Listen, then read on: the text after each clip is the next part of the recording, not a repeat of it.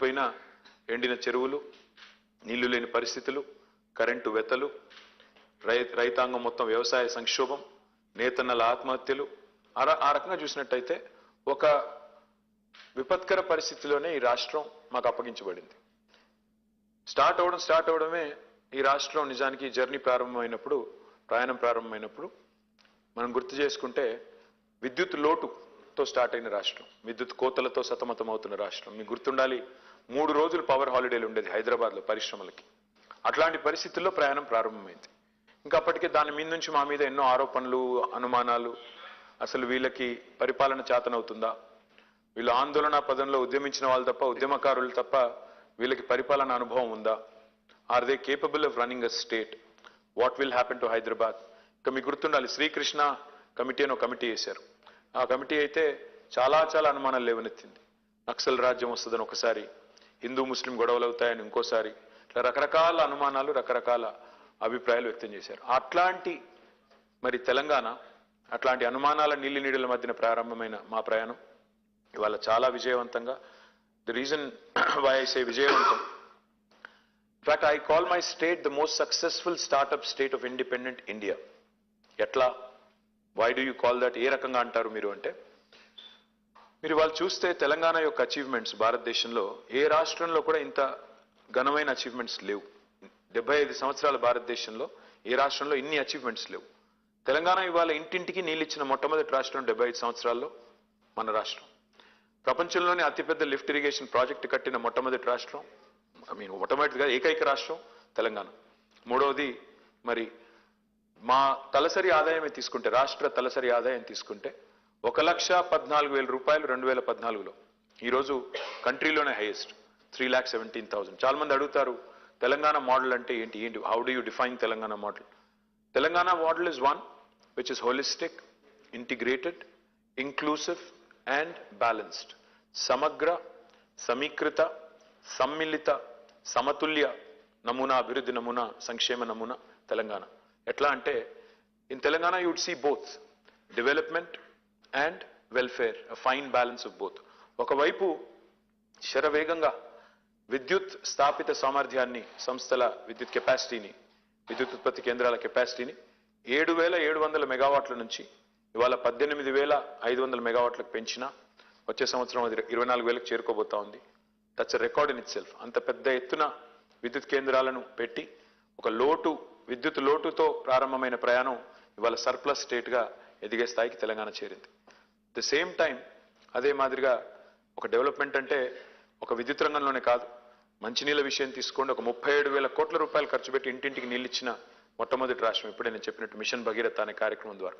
అదే మాదిరిగా 1,70,000 కోట్ల రూపాయలు ఇవాళ సాగునీటి రంగంలో పెట్టి, ఎందుకంటే తెలంగాణ ఉద్యమానికి పునాది నీళ్లు, నిధులు, నియామకాలు.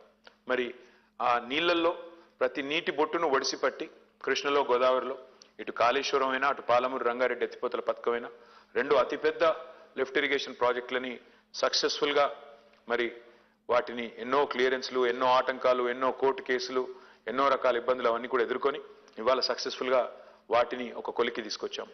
దాంతోపాటు తెలంగాణకి మెయిన్ స్టేగా ఉన్న చెరువులు, మిషన్ కాకతీయ, అప్పటికి తాంబాలలాగా మారిపోయిన చెరువుల్ని మిషన్ కాకతీయ అనే ప్రోగ్రాంలో గంగాలలాగా మార్చి మరి భూగర్భ నీటి వనరులను కూడా పెంచింది తెలంగాణ. టుడే సమగ్ర, సమీకృత, సమ్మిళిత, సమతుల్యాన్ని ఎందుకంటానంటే, ఒకవైపు తెలంగాణలో ఐటీ ఎగుమతులు దూసుకొని పోతున్నాయి. 56,000 కోట్లు తెలంగాణ ఐటీ ఎగుమతులు 2014లో. ఈరోజు 2,41,000 కోట్లు. అది మధ్యలో 2 సంవత్సరాలు కరోనా ఉండంగా కూడా ఇంత గ్రోత్ ఉంది. గత 2 సంవత్సరాలు తెలంగాణ హైదరాబాద్, బెంగళూరును దాటేసింది. టెక్నాలజీ జాబ్ క్రియేషన్లో last year 33% of the total tech jobs in India came from Hyderabad. This year it's 44%. It has never happened in the history of India that another city has beaten Bangalore, and that too 2 years in a row. At the same time ఒక ITA కాదు, ఇంకోవైపు agriculture expansion కూడా జరిగింది. 68 లక్షల metric టన్నుల వరి ధాన్యం పండించే తెలంగాణ 14వ ర్యాంకులో ఉన్న తెలంగాణ భారత రాష్ట్రాల్లో ఇవాళ అగ్రభాగానికి వచ్చింది. నంబర్ 1 స్టేట్ అయింది. పంజాబ్ని, హర్యానాను తలదన్ని ఇవాళ 3.5 కోట్ల టన్నుల వరిధాన్యం పండించే స్థాయికి ఎదిగింది తెలంగాణ. అంటే ఎంత వరిధాన్యం పండుతుందంటే చివరికి గవర్నమెంట్ ఆఫ్ ఇండియా కూడా చేతులు ఎత్తేసే స్థాయికి, ఫుడ్ కార్పొరేషన్ ఆఫ్ ఇండియా కూడా ఇంకా మేము కొనలేము అనే స్థాయికి ఎదిగింది. సో ఐటీ పెరుగుతోంది, వ్యవసాయము మరోవైపు విస్తరించింది. పరిశ్రమలు ఇబ్బడి ముబ్బడిగా వస్తా ఉన్నాయి. 24,000 పరిశ్రమలకి అనుమతులు ఇచ్చింది తెలంగాణ టీఎస్ ఐపాస్ అనే ఒక సంస్కరణ ద్వారా.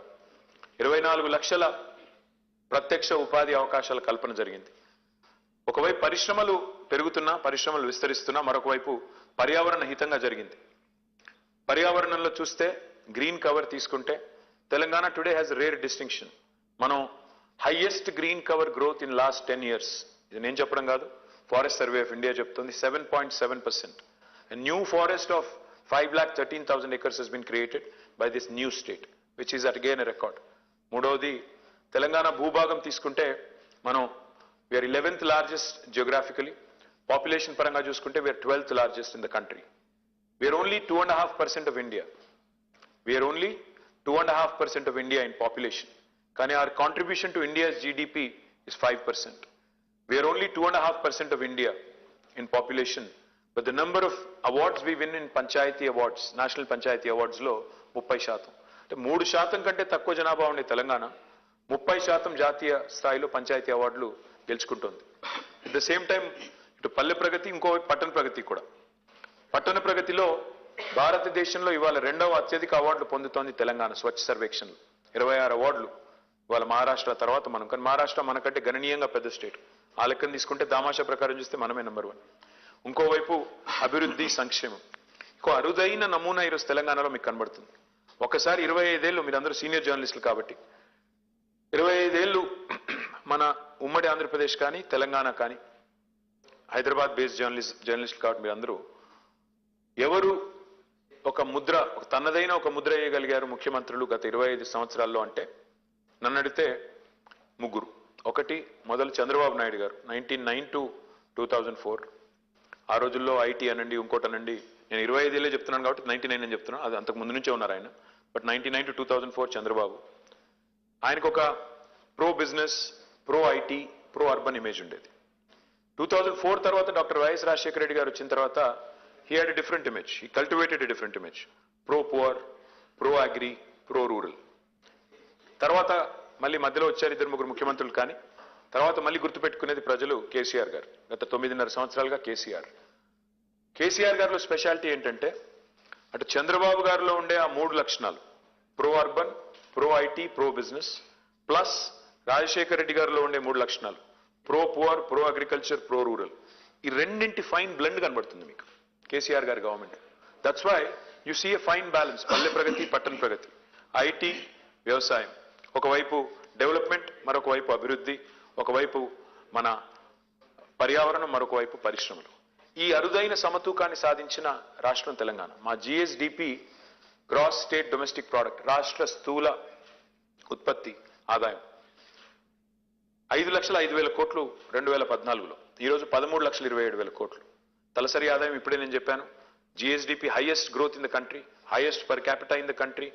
మరి ఇంకో మాట అనొచ్చు మీరు, అదేముంది అని, హైదరాబాద్ ఉంది కాబట్టి అంటారు కొంతమంది. వాస్తవం ఏంటంటే 2014లో తెలంగాణ ఏర్పడ్డ నాడు హైదరాబాద్ మినహా 9 జిల్లాలు కూడా, మిగతా 9 జిల్లాలు కూడా backward reason grant funds receive చేసుకునేది. వెనుకబడ్డ జిల్లాలు, భారత ప్రభుత్వం చేత వెనుకబడ్డ జిల్లాలుగా గుర్తించబడ్డ జిల్లాలు 9. వాటికి బీఆర్జీఎఫ్ గ్రాంట్స్ కూడా వచ్చేది. కానీ ఈరోజు 33 జిల్లాల తెలంగాణ తీసుకుంటే ప్రతి తెలంగాణ జిల్లా, నాట్ ఇంక్లూడింగ్ హైదరాబాద్ ను మినహాయించినా కూడా ప్రతి తెలంగాణ జిల్లా యొక్క per capita is higher than the national average. So that goes to show you that there has been all-round development. Telangana also had been very successful in reducing farmer suicides. ఇవాళ నేను చెప్పడం కాదు, భారత పార్లమెంట్లో అత్యల్పంగా రైతుల ఆత్మహత్యలు గణనీయంగా తగ్గి అత్యల్పంగా ఎక్కడ జరుగుతున్నాయంటే తెలంగాణ అని భారత ప్రభుత్వమే చెబుతోంది. ఆ రకంగా చూసినప్పుడు ఇట్స్ అన్ ఆల్-రౌండ్ డెవలప్మెంట్. ఇవాళ సంపద సమృద్ధిగా సృష్టించబడింది, ప్రజలు సంతోషంగా ఉన్నారు. చాలా యునీక్ ఇనిషియేటివ్స్, భారతదేశంలో ఇతిహాసంలో లేని యునీక్ ఇనిషియేటివ్స్, రైతు బంధు, దళిత బంధు, అదే మాదిరిగా 24 గంటల కరెంటు వ్యవసాయానికి, రైతు బీమా, ఇలాంటి యునీక్ ఇనిషియేటివ్స్ ఎన్నో తీసుకొచ్చింది తెలంగాణ ప్రభుత్వం.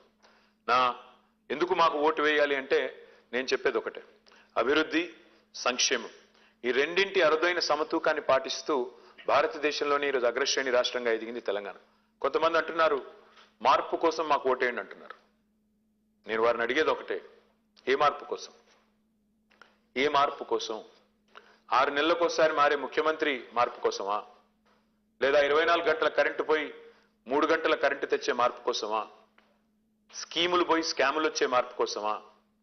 నిండిన చెరువులు పోయి ఎండిన చెరువులు వచ్చే మార్పు కోసమా? లేదా మళ్ళీ పచ్చని పొలాలు పోయి నెర్రెలు బారిన నేలలయ్యే మార్పు కోసమా?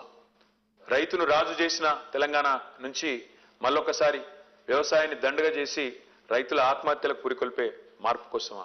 ఏ మార్పు కోసం అడుగుతున్నారు? గుజరాత్లో 5 టర్ములు బీజేపీ ఉండొచ్చు, భారతదేశంలో 55 ఏళ్లు కాంగ్రెస్ పెత్తనం చెలాయించవచ్చు. కానీ కేసీఆర్ గారు 2 టర్ములు చేయంగానే మార్పు కావాలి, మార్పు కావాలి, ఛాన్స్ కావాలి అంటున్నారు. ప్రజలు ఆలోచించాలి. గతంలో కరెంట్ ఇవ్వని అసమర్థులు, గతంలో తాగునీరు ఇవ్వని అసమర్థులు, గతంలో వ్యవసాయాన్ని పట్టించుకొని అసమర్థులు 55 ఏళ్ళ అవకాశం ఇచ్చినా ఏమీ చేయని అసమర్థులకు ఓటేద్దామా? లేదా 6.5 ఏళ్లలోనే తనదైన ప్రస్ఫుటమైన ముద్రను ఈ రాష్ట్ర అభివృద్ధి సంక్షేమ ముఖ చిత్రంపై వేసిన కేసీఆర్ గారికి ఓటేద్దామా? ప్రజలు ఆలోచించాలి. ఇవాళ తెలంగాణ ప్రజలు మార్పు కోరుకున్నారు కాబట్టే తెలంగాణ వచ్చింది.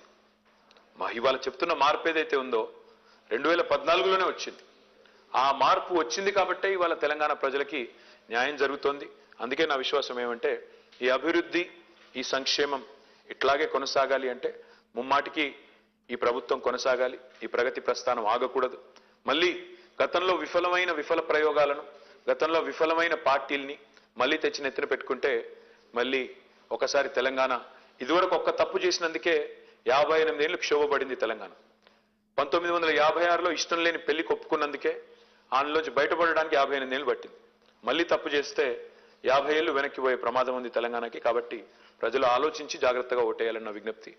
Vote for progress, vote for development, vote for positive politics, vote for progress. This is what my appeal is. Thank you sir. అసలు మీ స్పీచ్లో వింటుంటే నాకు ఒక చాలా ఇంట్రెస్టింగ్ పాయింట్ ఒకటి దొరికింది. మీరు ఒక వర్డ్ యూజ్ చేసినారు, తెలంగాణ, ప్యూర్లీ తెలంగాణ వర్డ్ తాంబాలం అని.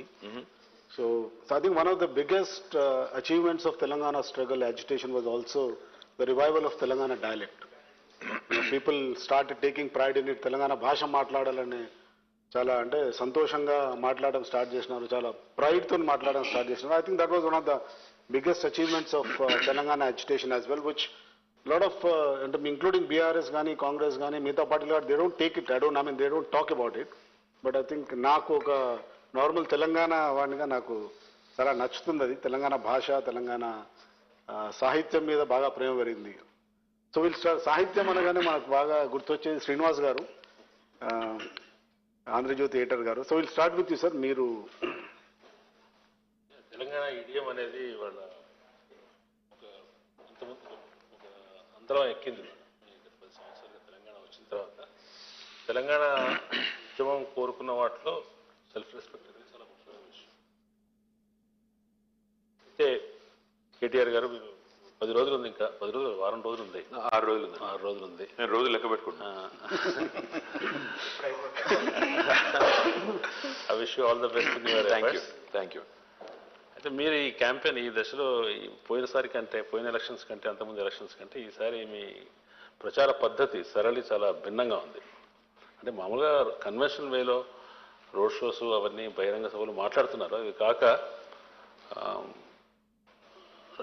You're trying to reach out so many sections. అవి ప్రత్యేకంగా అవి ఇన్నోవేషన్ కోసం చేశారా, లేదంటే ఆ సెక్షన్స్ మీరు చేసిన వీడియోస్ చూస్తే నిరుద్యోగులతోటి కానీ ఉమెన్ ఇష్యూస్ మీద మాట్లాడటం కానీ, ఒక సింగర్తో మాట్లాడటం కానీ ఇవన్నీ ఉన్నాయనుకోండి, ఇది ఏదైనా ఒక సమస్య, ఒక ప్రాబ్లమాటిక్గా ఉన్న అంశాలని, మీలో ఏదైనా డెఫిషియన్సీగా ఉన్న అంశాలని అడ్రస్ చేయడం కోసం చేస్తున్నారా? అంటే 2 ఉన్నాయండి. అందులో 2 కోణాలు ఉన్నాయి. ఒకటి, ఈ మూస పద్ధతిలో ప్రచారం కొద్దిగా బోరింగ్ ఇస్తుంది సార్. నిజంగా రోజు వెళ్ళి అక్కడ ఉపన్యాసం ఇవ్వడం, చెప్పిన ఉపన్యాసమే మళ్ళీ తిరిగి చెప్పడం మాకు కూడా బోరింగ్. ప్రజలకు కూడా ఇవాళ మొత్తం సోషల్ మీడియా వచ్చిన తర్వాత, టెక్నాలజీ వచ్చిన తర్వాత, లైవ్ టెలివిజన్లు వచ్చిన తర్వాత నేను ఒక చోట మాట్లాడి ఇంకో చోట పోయే వరకు అదే ఉపన్యాసం మళ్ళీ చెప్తే వినేవాళ్ళు కూడా వినరు సరిగ్గా. కాబట్టి మూస పద్ధతి అది కొద్దిగా బోరింగ్ ఒకటి. ఇంకోటి నేను అనుకున్నది ఏంటంటే ఈసారి మీరు అన్నారు కరెక్టే, కొంత అసంతృప్తి నిరుద్యోగుల్లో ఉన్నమాట వాస్తవం, నేను బుకాయించిన అది వాస్తవం. అట్ ద సేమ్ టైం మేనిఫెస్టోలో కొన్ని అంశాలు పెట్టి ఉండాలి అనే మాట ఏదైతే చెప్పారో, ముఖ్యంగా విమెన్ రిలేటెడ్ ఇష్యూ ఇంకా పెట్టి ఉండాలి అన్నారు. So I said let us work on that, అందుకే కూర్చున్నాం. అట్లా ఒక ప్రయత్నం చేశాము. మీరు సెల్ఫ్ రెస్పెక్ట్, డయలెక్ట్ రెండింటి గురించి ఇద్దరు మాట్లాడారు, మీరు రవికాంత్ గారు. తెలంగాణ ఉద్యమంలో ఒక ప్రముఖమైన భాగం సాంస్కృతిక పునరుజ్జీవం, కల్చరల్ రెనెసెన్స్ ఏదైతే మనం కోరుకున్నాం అందరం, అదొక ప్రముఖమైన అంకం. ఈరోజు నిజంగా గర్వంగా ఎక్కడ అనిపిస్తుంది అంటే ఒక ఆర్జేని విన్నా రేడియోలో ఇవాళ తెలంగాణ యాసలో ధాటిగా మాట్లాడుతున్నారు. ఇవాళ తెలుగు సినిమాలు ఇవి చాలా పాపులర్ మీడియం కాబట్టి, సినిమా అనేది గొప్ప ఎంటర్టైన్మెంట్ మీడియం కాబట్టి, తెలుగు సినిమా యాక్టర్లు ఇవాళ ఒకనాడు కేవలం కామెడియన్స్కి విలన్స్కి మాత్రమే పెట్టే తెలంగాణ యాస వాళ్ళ సెంటర్ స్టేజ్ అయింది. ఇవాళ మహేష్ బాబు గారు మాట్లాడుతున్నారు, తారక్ గారు మాట్లాడుతున్నారు, ఇవాళ బాలకృష్ణ గారు మాట్లాడుతున్నారు, ఎంతో మంది యాక్టర్స్ ఇవాళ మెయిన్ స్ట్రీమ్ యాక్టర్స్ కూడా చాలా ప్రౌడ్గా మాట్లాడుతున్నారు. కొత్త జనరేషన్ యాక్టర్స్ అయితే ఎలాగో మాట్లాడుతున్నారు, విజయ్ అంటే ఇంకా చాలా మంది పిల్లలు కూడా చాలా బాగా మాట్లాడుతున్నారు. అట్లా చూసినప్పుడు you take a lot of pride. అంటే మా భాష, ఇంట్లో మాట్లాడే భాష బయట మాట్లాడే భాషకి చాలా తేడా ఉండేది గతంలో ఇదివరకు, ఇప్పుడు అది లేదు, which makes us feel proud. మీరు అన్నారు స్ట్రాటజిక్ గానా, డెఫినెట్గా అందులో స్ట్రాటజీ కూడా ఉంది. ఏ సెక్షన్స్ అయితే మా నుంచి కొన్ని సమాధానాలు ఆశిస్తున్నారో, కొన్ని వివరణలు, కొన్ని సంజాయిషీలు ఆశిస్తున్నారో వాళ్ళతో కలవాలి, కలిసి వాళ్ళ మనసు తెలుసుకోవాలి. Plus at the same time మా వైపు నుంచి కూడా మా వర్షన్ వినిపించాలి. నిరుద్యోగుల గురించి వస్తే, భారతదేశంలో తెలంగాణ చేసినంత రిక్రూట్మెంట్ ఏ రాష్ట్రం చేయలేదు శ్రీనివాస్ గారు. గత 10 ఏళ్లలో 1,60,083 ఉద్యోగాల భర్తీ చేసింది తెలంగాణ. 4 కోట్ల జనాభా ఉన్న తెలంగాణ. మాకంటే గణనీయంగా పెద్ద జనాభా ఉన్న రాష్ట్రాలు చాలా ఉన్నాయి, కానీ ఏ రాష్ట్రంలో కూడా ఇంత పెద్ద ఎత్తున రిక్రూట్మెంట్ అవ్వలేదు. విచిత్రం ఏంటంటే ఇంత రిక్రూట్మెంట్ చేసి మేము తిట్లు తిన్నాం. అంటే ఎందుకు అంటే పేపర్ లీకేజ్ అన్నారు. పేపర్ లీకేజ్ అంటే మరి గుజరాత్లో 13 సార్లు అయింది, రాజస్థాన్లో 26 సార్లు అయింది. అక్కడ సరే గుజరాత్కు మాకు ఏం పోలిక అంటే అది కాదు, నేను ఒప్పుకుంటాను. వాళ్ళు తప్పు చేశారు కాబట్టి మీరు చేస్తారంటే కాదు. కానీ ఎక్కడా లేని రాద్ధాంతం ఏదైతే ఇక్కడ కాంగ్రెస్ బీజేపీ చేస్తున్నాయో ఆ విషయంలో ఆ పిల్లలకే చెప్పాలనుకున్నాను. ఇంకొక మాట కూడా చెప్పాలి శ్రీనివాస్ గారు. నేను ఆల్ ఇండియా ఎంట్రన్స్ రాసి జవహర్లాల్ నెహ్రూ యూనివర్సిటీ ఎంట్రన్స్ పెడితే 96, 97లో నేను అప్పుడు బయోటెక్నాలజీ కొత్త కోర్స్ వచ్చిందండి అప్పుడు పీజీలో. ఓన్లీ 16 యూనివర్సిటీలో ఉండేటప్పుడు నేను రాసి పాస్ అయ్యి సెలెక్ట్ అయ్యి పూణే యూనివర్సిటీకి వెళ్ళి ఎంఎస్సీ చేశాను. తర్వాత జీమాట్ రాశాను, తర్వాత టోఫెల్ రాశాను, ఒక అమెరికన్ యూనివర్సిటీకి వెళ్ళి ఎంబీఏ చేసి, ఆ తర్వాత చాలా ఇంటర్వ్యూలకు పోయి ఒక జాబ్ సంపాదించి ఫైనల్గా ఉద్యోగం చేశాను అమెరికాలో. దాదాపు 8 ఏళ్ళు ఉద్యోగం చేసి తర్వాత వచ్చాను. ఇదంతా ఎందుకు చెప్తున్నా అంటే జీవితంలో నాకు తెలుసు పరీక్ష రాయడం ఎంత కష్టమో తెలుసు, ఎంట్రన్స్లు ఇంటర్వ్యూలు ఫేస్ చేయడం ఎంత కష్టమో తెలుసు. ఇవాళ మాట్లాడే నాయకులు ఇక్కడ నాకు తెలిసి ఏ ఒక్క పరీక్ష రాయలేదు జీవితంలో, ఏ ఒక్క ఇంటర్వ్యూ ఎదుర్కోలేదు, ఏ ఒక్క ఉద్యోగం కూడా చేయలేదు. రాహుల్ గాంధీ ఉద్యోగం చేసినట్టు నాకు తెలీదు, రేవంత్ రెడ్డి చేసినట్టు అంతకంటే తెలీదు, బండి సంజయ్ గారు అయితే నాకు తెలిసి చదువుకున్నారో లేదో కూడా తెలియదు. పాయింట్ ఏంటంటే ఇవాళ వీళ్ళు వచ్చి నిరుద్యోగుల తరఫున వకాలు తప్పించుకుని మాట్లాడితే మేమెందుకు గమ్మున ఉండాలా? అందుకే చేశాను. 100% వాళ్ళ వైపు నుంచి ఉన్న ఫీడ్బ్యాక్ తీసుకున్నాను. ఎస్, మా లోపాలు కూడా ఒప్పుకున్నాను. నేను కొన్ని లోటుపాట్లు ఉన్నాయి, లోపాలు ఉన్నాయి, మేము కూడా మనుషులమే, తప్పు చేసింటాం, పొరపాట్లు చేసింటాం, సరిదిద్దుకుంటాం, ప్రక్షాళన చేస్తాం, జాబ్ క్యాలెండర్తో వస్తాం. అంటే వాళ్ళు అడిగారు, కటువుగానే అడిగారు, 9.5 ఏళ్లలో చేయలేదు కదా ఇప్పుడు ఎట్లా చేస్తారు? చెప్పాను, అవునండి కొన్ని మిస్టేక్స్ జరుగుతాయి, దాన్ని రెక్టిఫై చేసుకుని ముందు పోవడమే కదా మానవ జీవితం అంటేనే. తప్పులు పొరపాట్లు జరిగినప్పుడు రెక్టిఫై చేసుకుని ముందు పోవడమే కదా అని సంజాయిషి ఇచ్చినప్పుడు కొంతమంది సంతృప్తి పడ్డారు, కొంతమంది పడలేదు. But end of the day yes, it was outreach programme, అందుకే చేయాల్సి వచ్చింది. రీచింగ్ అవుట్ కాస్త ఎర్లీగా జరిగితే మీకు ఎక్కువ ఉపయోగం ఉండేది కదా. అంటే రాజకీయాల్లో సార్ ఒక మాట ఏంటంటే విచిత్రం అనిపిస్తుంది నాకు కూడా. ఇప్పుడు నేను చెప్పాను ఇంత డెవలప్మెంట్ జరిగిందని, డెవలప్మెంట్ డినై చేసే వాళ్ళు ఒక్కరు లేరు. నేను జరుగుతున్నాను చూస్తున్నాను. హైదరాబాద్ డెవలప్ అవ్వలేదంటే అయిందంటారు, కరెంటు బాగా లేదంటే బాగైందంటారు, రైతు బంధు రావట్లేదో వచ్చిందంటారు, సంక్షేమ పథకాలు వస్తున్నాయి అంటారు. మరి ఇంకా ఎందుకు అసంతృప్తి అంటే మానవ నైజం ఏంటంటే అయిపోయిన వాటన్నింటినీ పక్క దోసేసి మిగతా ఇంకా 1-2 ఏదైనా మిగిలింటే అది నాకు రాలేదు, నాకు ఇండివిజువల్గా మా ఊర్లో రోడ్డు పడింది, నాకేమిచ్చావు, ఇట్లా ఉంది. సో అల్టిమేట్ ఇదేంటంటే శ్రీనివాస్ గారు, నేను ఒకవేళ 6 నెలల ముందు చేసినా మీరు అనేది కరెక్టే, అప్పుడు కూడా ప్రయత్నం చేశాం కానీ కాకపోతే చెప్పాల్సినంత ఎఫెక్టివ్గా చెప్పలేదు. అంటే గ్రూప్ ఎగ్జామ్స్ విషయంలో నిరుద్యోగులు బాగా డిస్టర్బ్ అయిన సమయంలో, లేదంటే ప్రబలిక ఆత్మహత్య, రీజన్ ఏమైనా ఉండొచ్చు, ఆ టైంలో కనిపించిన రెస్పాన్స్ చూస్తే వాడు నిరుద్యోగులు చాలా ఆందోళనతో కలవరంతో ఉన్నారనేది అక్కడ కనిపిస్తున్న సారాంశం. ఆ టైంలోనే వాళ్ళకి ఒక ఓదార్పు దొరికింటే బాగుండేది కదా. ఎలక్షన్స్ ముందు వచ్చినప్పుడు మీరు చేయడం బెటర్ లేట్ దెన్ నెవర్ కదండి. ఓకే, అసలు నిరుద్యోగులు అంటే ఒక ప్రభుత్వం కొన్ని రంగాల్లో విఫలమైందని ఒప్పుకోవడం నిజంగా ఒక ప్రభుత్వాది నేతగా విఫలమైందని లేదు. సమ్ లోటుపాట్లు. We have done the highest recruitment in the country, and through this medium, let me challenge Rahul Gandhi and Narendra Modi again. మీరు రేపు ఎల్లుండి ఇక్కడ ప్రచారానికి వస్తున్నారు. నేను వాళ్ళిద్దరిని ఛాలెంజ్ చేస్తున్నాను, బీజేపీని, కాంగ్రెస్ని. మాకంటే ఎక్కువ రిక్రూట్మెంట్ చేసిన రాష్ట్రం గత 10 ఏళ్లలో భారతదేశంలో చూపెట్టి మాట్లాడండి. నోటికొచ్చినట్టు మాట్లాడకండి. మేము హైయెస్ట్ రిక్రూట్మెంట్ మేము చేశాము. I can produce all the data. I already put up in website open గా, పారదర్శకంగా.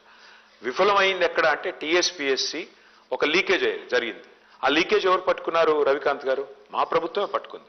మీడియా పట్టుకోలేదు, ప్రతిపక్షాలు పట్టుకోలేదు. మా ఇంటెలిజెన్స్ డిపార్ట్మెంట్ పట్టుకుంటే మేమే దాన్ని కప్పిపుచ్చకుండా, తోసిపుచ్చకుండా మేమే 100 మందిని అరెస్ట్ చేయించాము. మేమే దాని ప్రక్షాళన, దిద్దుబాటు చర్యలు తీసుకున్నాము. లోటుపాట్లు ఏంటి అంటే, దురదృష్టం ఏంటంటే లీక్ చేసిన వాడు బీజేపీ వాడు. ఎవరైనా తప్పుందో ఇందులో రాజకీయ నిరుద్యోగులు ఎవరైతే జీవితాలతో ఆడుతున్నారో వాళ్ళే పోస్ట్పోన్మెంట్ అడుగుతారు, వాళ్ళే లీకేజీలు చేస్తారు, బదనాం మాత్రం మా మీద పెడతారు. ఇది కరెక్ట్ కాదు. ఓకే, లోటుపాట్లను లోటుపాట్లు ఒప్పుకున్నందుకు అసలు ఇంటర్వ్యూలు ఫేస్ చేయని నాయకులు మన దగ్గర ఉన్నారని మీరు అన్నారు. సో ఎన్డీఏ ఇంటర్వ్యూ దాకా పోయి వచ్చిన Sriram somehow became a journalist rather than an army officer. NDA, NDA. Yeah, NDA, not this NDA, National Defense. I didn't know you were interviewed for NDA, National Democratic Alliance. So Sriram, I think Kadagwasla. Yeah, Kadagwasla, of course. We would have met in Pune at that. I know. I stayed on the year there. I know. So I think the next question goes to Sriram, who has faced one of the toughest interviews in the country. Yeah.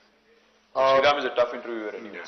No, sir, I'm very sweet to you and you're my dear friend, and I had said this before, I'm saying this now with 6 days ahead, that you are somebody everybody in Hyderabad takes pride on personally. People have said this, you have a leader like KTR. Ek bheja do humko. I don't think anybody can, as much as the development, the fact that you're the face of Hyderabad's transformation in the last decade.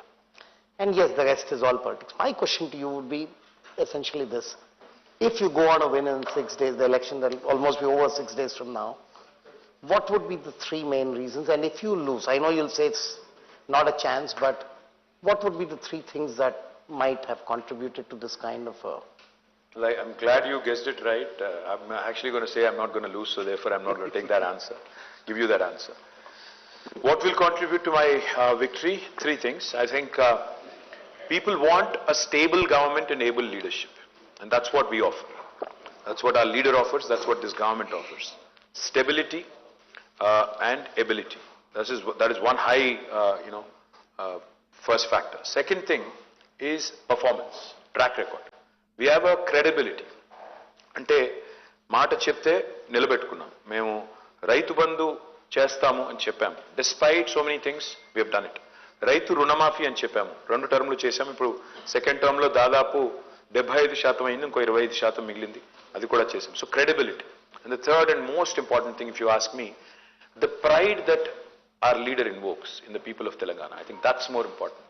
Today when you look at KCR, you're remembered, you remember because the day is not very far. 29 నాడు KCR గారు November 29 నాడే ఆయన fast and to death start చేసింది. దీక్షా Divas as we call it. 11 రోజులు నిరాహార దీక్ష చేసి 14 ఏళ్లు పోరాడి తెలంగాణ తెచ్చిన పోరాట యోధుడుగా 10 ఏళ్లు ఒక సక్సెస్ఫుల్ చీఫ్ మినిస్టర్గా he invokes some latent passion and pride. And I think that is the third thing that will contribute to our victory. Since you did not answer the second part, I'll throw in a little fun for you and for everybody, just to make it interesting. Yeah. It's not to try to corner you, anything like this. What I'm trying to essentially ask is, fine, you have no reason to see why you would do anything but go on to win this election.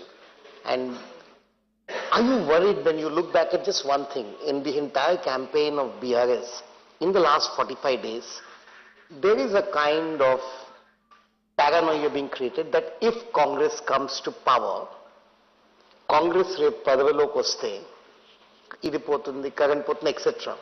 Are you worried that this might evoke a sense of deja vu in the people of Telangana? ఇంతకు ముందు కూడా ఇదే జరిగింది. 2014 ముందు తెలంగాణ వచ్చే ముందు కూడా తెలంగాణ వాళ్ళకి లీడర్షిప్ కేపబిలిటీ లేదు, చేసుకోలేరు అంటే they rejected it. They did a leap of faith before. What we tried doing, what we are trying to do, Sriram, is we have taken 3 tenets: pride, fear, hope. First thing we did in this campaign was, in the last couple of months, we invoked pride. ఎట్లుండే Telangana, ఎట్లయింది Telangana. How was it? How is it now? ఎంత మార్పు వచ్చింది చూడండి, number 1. So we showed all kinds of things. ఎట్లా ఉన్న తెలంగాణ ఎట్లా మారింది చూడండి, రోడ్లు ఎట్లా మారినాయి, కరెంట్ ఎట్లా మారింది, etcetera etcetera, try to lakes ఎట్లా మారినాయి, ఎట్సెట్రా ఎట్సెట్రా. రెండవది, now what the phase we're in currently is one of fear. Because ఇవాళ ఛాన్స్ ఇవ్వండి అని అడుగుతున్న వాళ్ళు, మార్పు కావాలని అడుగుతున్న వాళ్ళు, అది మార్పు కానే కాదు. అది it's old wine in a new bottle. కొత్త సీసాలో పాత సారా అదే సరుకు. అది చెప్తున్నాం మేము. ఈ సరుకు మంచిది కాదు, ఎందుకంటే ఎప్పుడో ఎక్స్పైర్ అయిపోయింది. ఇదే సరుకు గతంలో మనం నాశనం చేసింది. ఇదే సరుకు తెలంగాణని భ్రష్టు పట్టించింది. కాబట్టి ఈ సరుకు నమ్మకండి అని చెప్తున్నాం. ఇది రెండవ దశ. మూడవ దశ hope. What about tomorrow? Today in the morning I presented the Hyderabad real estate convention. Where do we see Telangana 24 years from now? భారతదేశానికి 100 సంవత్సరాలు నిండినప్పుడు తెలంగాణ ఎక్కడ ఉండాలి, ఎక్కడ చూస్తున్నాం? వాళ్ళు మీరు చూస్తే, మీరు మమ్మల్ని అంటున్నారు, మీరు మా అపోజిషన్ క్యాంపెయిన్ చూస్తే కేసీఆర్ గారు రూపాయి ఇస్తే మేము రూపాయిన్నర ఇస్తాము అనేది తప్ప, have they shown a development agenda at all in this campaign, either BJP or Congress? ఏమన్నా ఒక్కటి ఫలానాది మేము చేస్తాం. ఇప్పుడు మేము చెప్తున్నాం 415 కిలోమీటర్లకు మెట్రో తీసుకుపోతాము నెక్స్ట్ 10 yearsలో అని చెప్తున్నాం. మేము 24/7 డ్రింకింగ్ వాటర్ ఇవ్వాలి 10 yearsలో అనేది మా కళ అని చెప్తున్నాము. అంటే we're showing a futuristic vision. So there are 3 components: pride, fear, hope. So what you're dwelling on, maybe that caught your attention, maybe not the pride part, but we take a lot of pride in our achievements. We are also invoking fear on the opponent's abysmal track record. And of course, we'll invoke hope about why after we elected, how we can take it further up. And if you see our campaign slogan, we're saying let's go from good to great. సాధించింది చాలా ఉంది, సాధించాల్సింది ఇంకా ఉంది. So what that means is essentially ఉమ్మీద్ పే దునియా ఖాయం హై, and there is always hope in BRS doing very well in the next term. Okay, ఎట్లుండే తెలంగాణ, ఎట్లయింది తెలంగాణ స్లోగన్ అయితే చాలా వెరీ క్యాచింగ్ ఉంది సార్. సో వాసు గారు ఐ థింక్ 30 years నుంచి చూస్తున్నారు తెలంగాణ ఎట్లా ఉండే ఎట్లయిందని. Maybe Vasu can take off from where he left. You have narrated in multiple interviews, conversations, public meetings, what all you have done. I'm asking what we asked you in a different way. Okay. What are the 3 things that you think you could have probably done better, you have failed? I'm sure there are areas where there are scope for you would agree for sure that Absolutely. You haven't done perhaps as well as you would have liked, or you have completely failed. Can you tell us what are those state అంటారా, హైదరాబాద్ అంటారా, ఎట్లా అంటారు? State అంటారు. Telangana since state అంటే 2004, since you were in power. Srinivas గారు అన్నది And let me ask you one more small supplement. Between 2014, 18 and now, you are claiming you will win 80, they are claiming Revan says he will win 80, but realistically speaking, do you agree that this perhaps the toughest election that TRS is facing? Right, so I'll take your first question first. నేనేమంటున్నా వాసన, మీరు ఈ మూడు పనులు చేసింటే ఏం చేస్తుంటే బాగుండేది, ఏం మిస్ అయ్యారు అన్నారు కదా. ఒకటి, భారతదేశంలోనే అత్యధికంగా ఉద్యోగాలు ఇచ్చినప్పటికీ ఆ పర్సెప్షన్ ఏదైతే క్రియేట్ అయిందో మేమేదో చేయలేకపోయాము అనేది, అది బెటర్ హ్యాండిల్ చేసి ఉండాలి. పర్సెప్షన్ మేనేజ్మెంట్ అది మేము ఇంకా బెటర్ చేసి ఉండాలి. డెఫినెట్గా దాంతో నేను ఏకీభవిస్తాను. రెండవది, మేము పోయిన 2 టర్మ్లో మీరు తీసుకుంటే ఆ కోవిడ్ ఇదంతా తీసేస్తే నిజంగా కూడా మేము ఫోకస్ చేసిందంతా కూడా ఇన్ఫ్రాస్ట్రక్చర్ పైన, పవర్ కానీ, ఇరిగేషన్ కానీ, డ్రింకింగ్ వాటర్ కానీ, రూరల్ అగ్రి సెక్టర్ మీద బాగా ఫోకస్ పెట్టాము, బాగా చేసాము. ఐ థింక్ అర్బన్ ఇన్ఫ్రాలో ఇంకా కొంత చేయాలి. ఇప్పుడు ఉదాహరణకు హైదరాబాద్లో నేను I should have done lot more in drainage systems and flood management system. That is going to be my top priority for next term. మూడవది నన్ను అడిగితే ఇంకా ఏం చేసి ఉండాలి అంటే, మేము ఇదొక వీక్నెస్ అనుకోండి, ఇతర రాష్ట్రాల్లో ప్రతిపక్షాలు ఎక్కువ తక్కువ మాట్లాడితే తొక్కేస్తున్నారు, మేము అది చేయలేదు. అది కూడా ఒక రకంగా వీక్నెస్ అనుకోవాలి రాజకీయంగా. సో అది మేబీ చేసి ఉండాలి. ఎందుకంటే ఇవాళ మమ్మల్ని యూట్యూబర్స్ కూడా ఐ థింక్ మంచితనాన్ని కూడా అసమర్థత అనుకునే రోజులు ఇవి. మంచిగా ఉంటే ముఖ్యమంత్రిని బూతులు తిడుతుంటే కూడా పడుతుంటే అసమర్థత, వీళ్ళకి చేతగాంతనం అనుకునే రోజులు. So maybe we should take a relook at it, because definite గా వాక్ స్వాతంత్రాన్ని కూడా ఇవాళ బూతులు తిట్టడానికి, అంటే freedom of expression is not right to abuse. నోటికొచ్చినట్టు బూతులు తిట్టే యూట్యూబర్లు, నోటికొచ్చినట్టు జర్నలిజం పేరుతో మా మీద ఎజెండా డ్రివెన్ పాలిటిక్స్, దాన్ని బాగా టాలరేట్ చేసాం. అది తప్పేమో అది కూడా. My second question. First question. Second question was toughest election అంటారా? 86, yeah. ఓ సి 63 మాకు మొదటిసారి వచ్చింది, 88 మాకు రెండోసారి వచ్చింది. మీకు గుర్తుంటే ఇవాళ మనకి ఎప్పుడైనా ఏమనిపిస్తుంది అంటే హైండ్ సైడ్ 2020 అంటారు కదా, వెనక్కి తిరిగి చూసుకుంటే అంతా సాఫీగా క్లియర్ కనబడుతుంది. 2018లో కూడా సేమ్ బిల్డప్, కొత్త ఏం లేదు. చంద్రబాబు నాయుడు గారు వచ్చారు ఆ రోజు, కాంగ్రెస్ తో పొత్తు పెట్టుకున్నారు, కమ్యూనిస్టులతో పొత్తు పెట్టుకున్నారు, మహాకూటమి, ఉత్తమ్ కుమార్ రెడ్డి గారు నేను గడ్డం తీయని అంటాడు. No, but see, the ground was different. No, I'll tell you what. It's always perspective. When you're in the midst of it, it always looks tough. ఆ రోజు మహాకూటమి అంటే అప్పుడు చంద్రబాబు వచ్చారు, ఏమైపోతుందో, 500 కోట్లు తెచ్చాడు, ఏమైపోతుందో, ఇవన్నీ ఉండే బిల్డప్. ఏమైంది ఫైనల్ గా? నేనేమంటున్నా అంటే అందులో ఉన్నప్పుడు, నిమగ్నమైనప్పుడు అనిపిస్తుంది. ఇవాళ కూడా నేను అథారిటేటివ్ గా కాన్ఫిడెంట్ గా చెప్తున్నాను, ఇది గుర్తుపెట్టుకోండి. ఈ బిల్డప్ ఏదైతే జరుగుతోందో, ఏదో జరిగిపోతుంది, ఏమో అయిపోతుందని, it's a mind game that is played by కొనుగోలు, ఆ కనుగోలు ఆయన పేరేంటో ఆయన తప్ప. కాంగ్రెస్ పొడిచింది ఏమీ లేదు, కాంగ్రెస్ లో కొత్తదనం ఏం లేదు. ఇన్ఫాక్ట్ ఇఫ్ ఎనీథింగ్ ఏం జరిగిందంటే 6 నెలల కింద దాకా బీజేపీ వాజ్ ఫ్లయింగ్ హై. అయిపోయింది, వచ్చాం, మేమే ప్రత్యామ్నాయం, బిల్డప్. ఏం జరిగిందంటే కర్ణాటక తర్వాత బీజేపీ గాలి మొత్తం పోయి ఆ గాలి కొద్దిగా కాంగ్రెస్ వైపు మళ్ళింది. సో వాట్ ఈస్ హ్యాపెనింగ్ వాసన్న ఇస్, ఆ రెండో స్థానం ఏదైతే వాళ్ళు భర్తీ చేయాలనుకున్నారో వీళ్ళు భర్తీ చేస్తున్నారు, అంతే తప్ప మా సీటు అట్లాగే నిక్షేపంలో ఉంది. 100% వీఆర్ కమింగ్ బ్యాక్. నేను నిన్న 3 సర్వేలు పొద్దున్న చూశాను, and this is 1 week before an election. నేను నిన్న చూసిన 3 సర్వేల్లో యావరేజ్ తీస్తే 70 నుంచి 82 మందిని గెలుస్తున్నాము. నాకు తెలిసి ఇంకో 1 వీక్ లో మా బాస్ అంతా ఇంకా 30 కాన్స్టిట్యూన్సీలు కవర్ చేస్తున్నారు. ఇంకో 7 పెరిగితే లాస్ట్ టైం వస్తుంది, లేదంటే ఇంకో సీట్ ఎక్కువ వస్తుంది తప్ప తక్కువ రాదు. Robin sir, I had 2 questions for you. One is, you can't separate your Telangana model from your welfare schemes. It's a key part of your entire Telangana model. I wonder if you are promising more than what you can deliver. One. Second, how long can you keep schemes like these going for a long term? Because we're talking about the future of Telangana as well. Point number 1. Point number 2, there is of course a political element to your welfare schemes also. You expect some political benefit, nothing wrong in that. But don't you think there is a law of diminishing returns that sets in when you keep certain welfare schemes going for a long time? When people start seeing it as a right, and perhaps rightly so, they see it as a right rather than some kind of favor that the government is doing to them. That is one. The second question is something that you had once told me, that one of your weak points, and you had openly spoken about this, is are the young in Telangana, many of whom may not have seen the struggles of the Telangana movement, and so they don't have that kind of connect, that emotional connect with BRS. You said that you created a lot of jobs, but yet unemployment is a political issue that has come up in this election, perhaps because a large number of people expect government jobs. Again, I think my assumption would be that you've promised more than what you can deliver in terms of, many governments have, in terms of government jobs especially to the rural youth. Well, I'll take the second question first. What we promised, Robin, was that lakhs of government employment would be available, and we have delivered on that. 2,32,000 is the number of jobs for which notifications have been issued, out of which recruitment has been completed for 1,60,083 jobs. 42,000 vacancies are still with us. We are in fact the state with the least amount of vacancies in the entire country in government sector. And another 70,000 odd are in process, in motion, because of a variety of reasons. Some where the judiciary has intervened, some where the exams have been delayed for a variety of reasons. Despite that, we have delivered to a large extent on the promise. I can't say we've delivered 100%, but we've delivered to a large extent.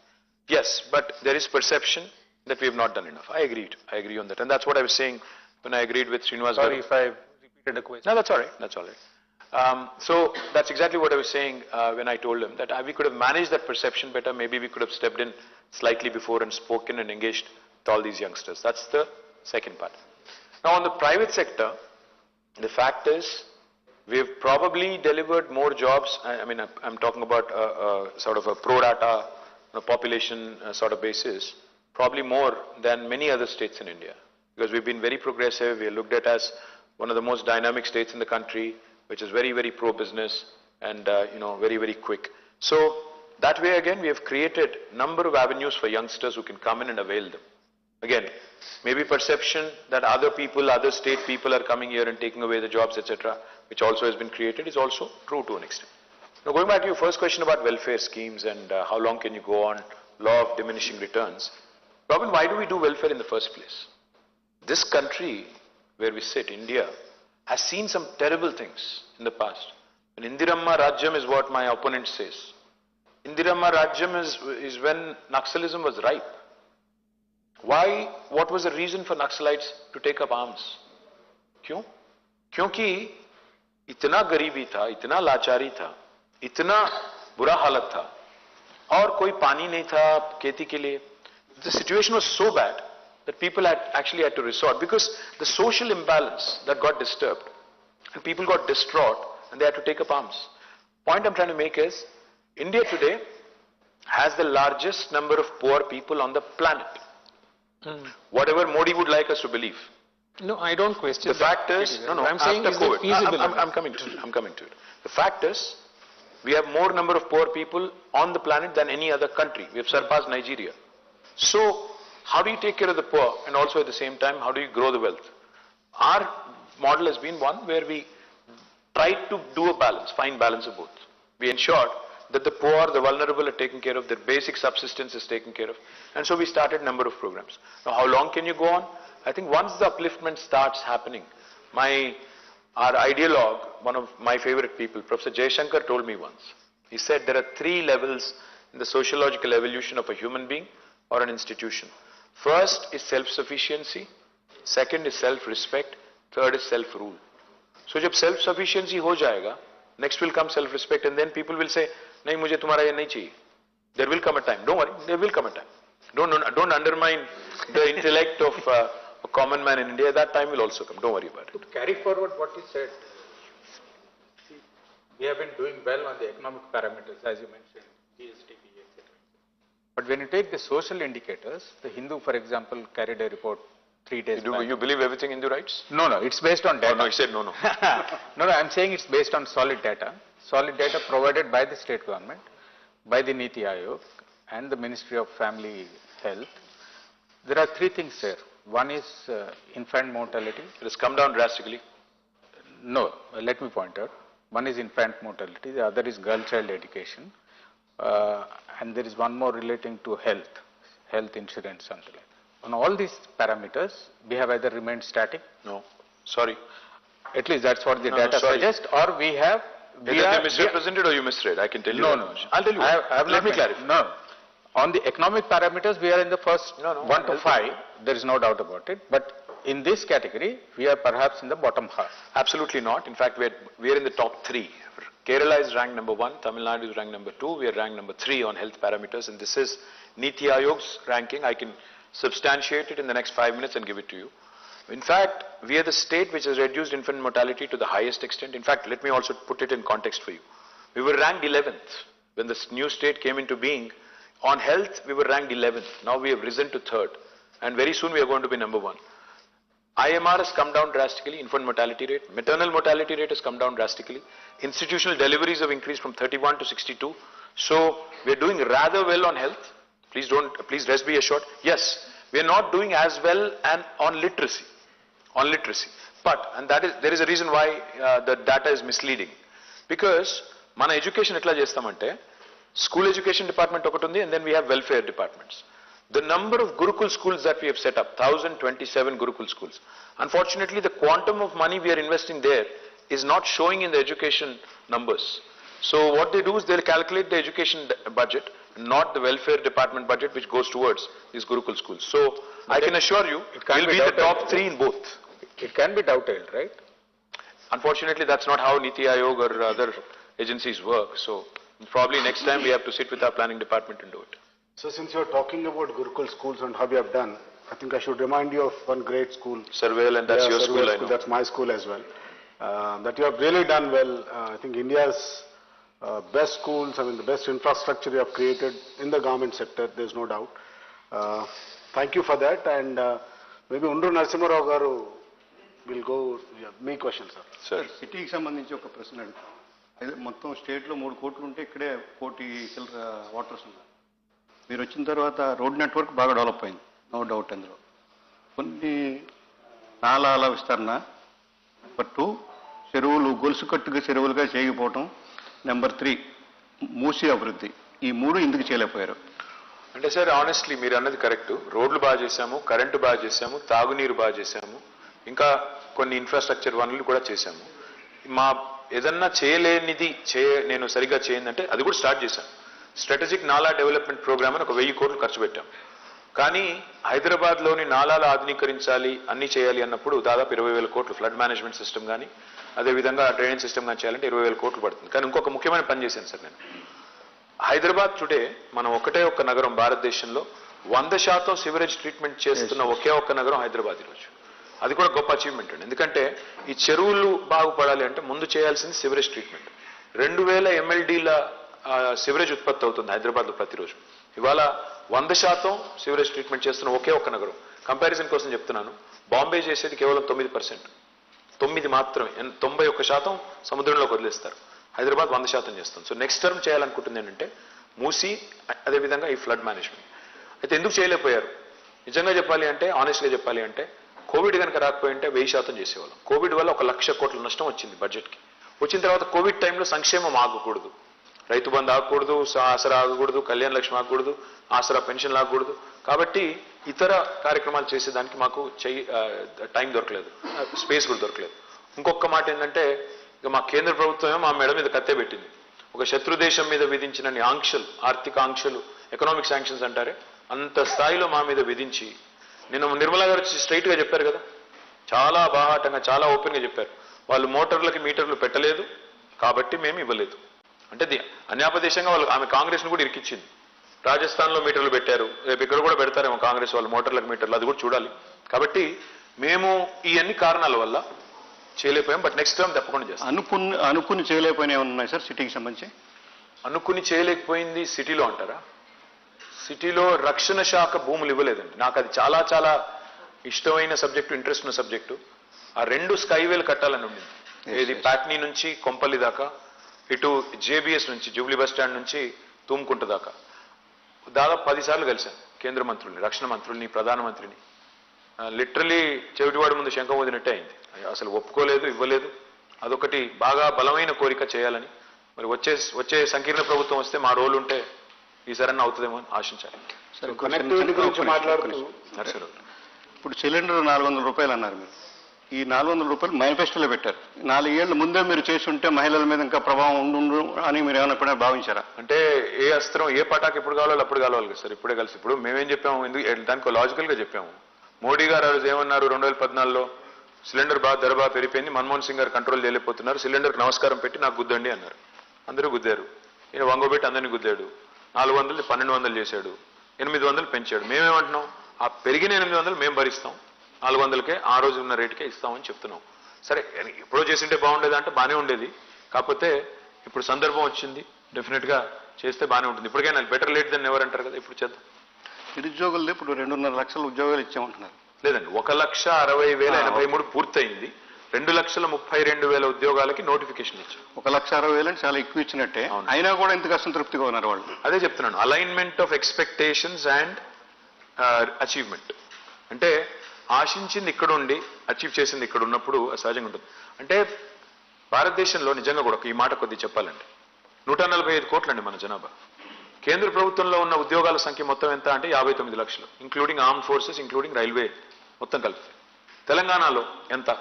తెలంగాణలో మొత్తం కలిపితే ఇవాళ RTC కూడా కలిపాం కాబట్టి మరి regular full time employees 3.5 lakhs, part time అయ్యి అన్ని కలుపుకుంటే 1.5 lakhs, మిగతా కార్పొరేషన్లు అన్ని కలిపితే కూడా ఇంకో 2 lakhs ఉంటాయి.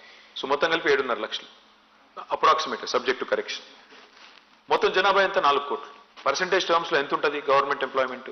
అయినా వీళ్ళకి 38 నుంచి 40% బడ్జెట్ అంతా పోతుంది వీళ్ళ శాలరీస్, పెన్షన్స్కి.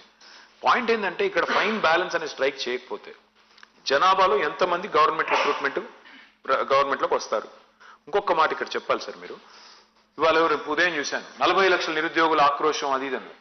సార్ టీఎస్పీఎస్సీలో రిజిస్టర్ అయింది 30 లక్షలు మాత్రమే. ఒకటి రిజిస్టర్ అయిన ప్రతి ఒక్కరు నిరుద్యోగి కాదండి.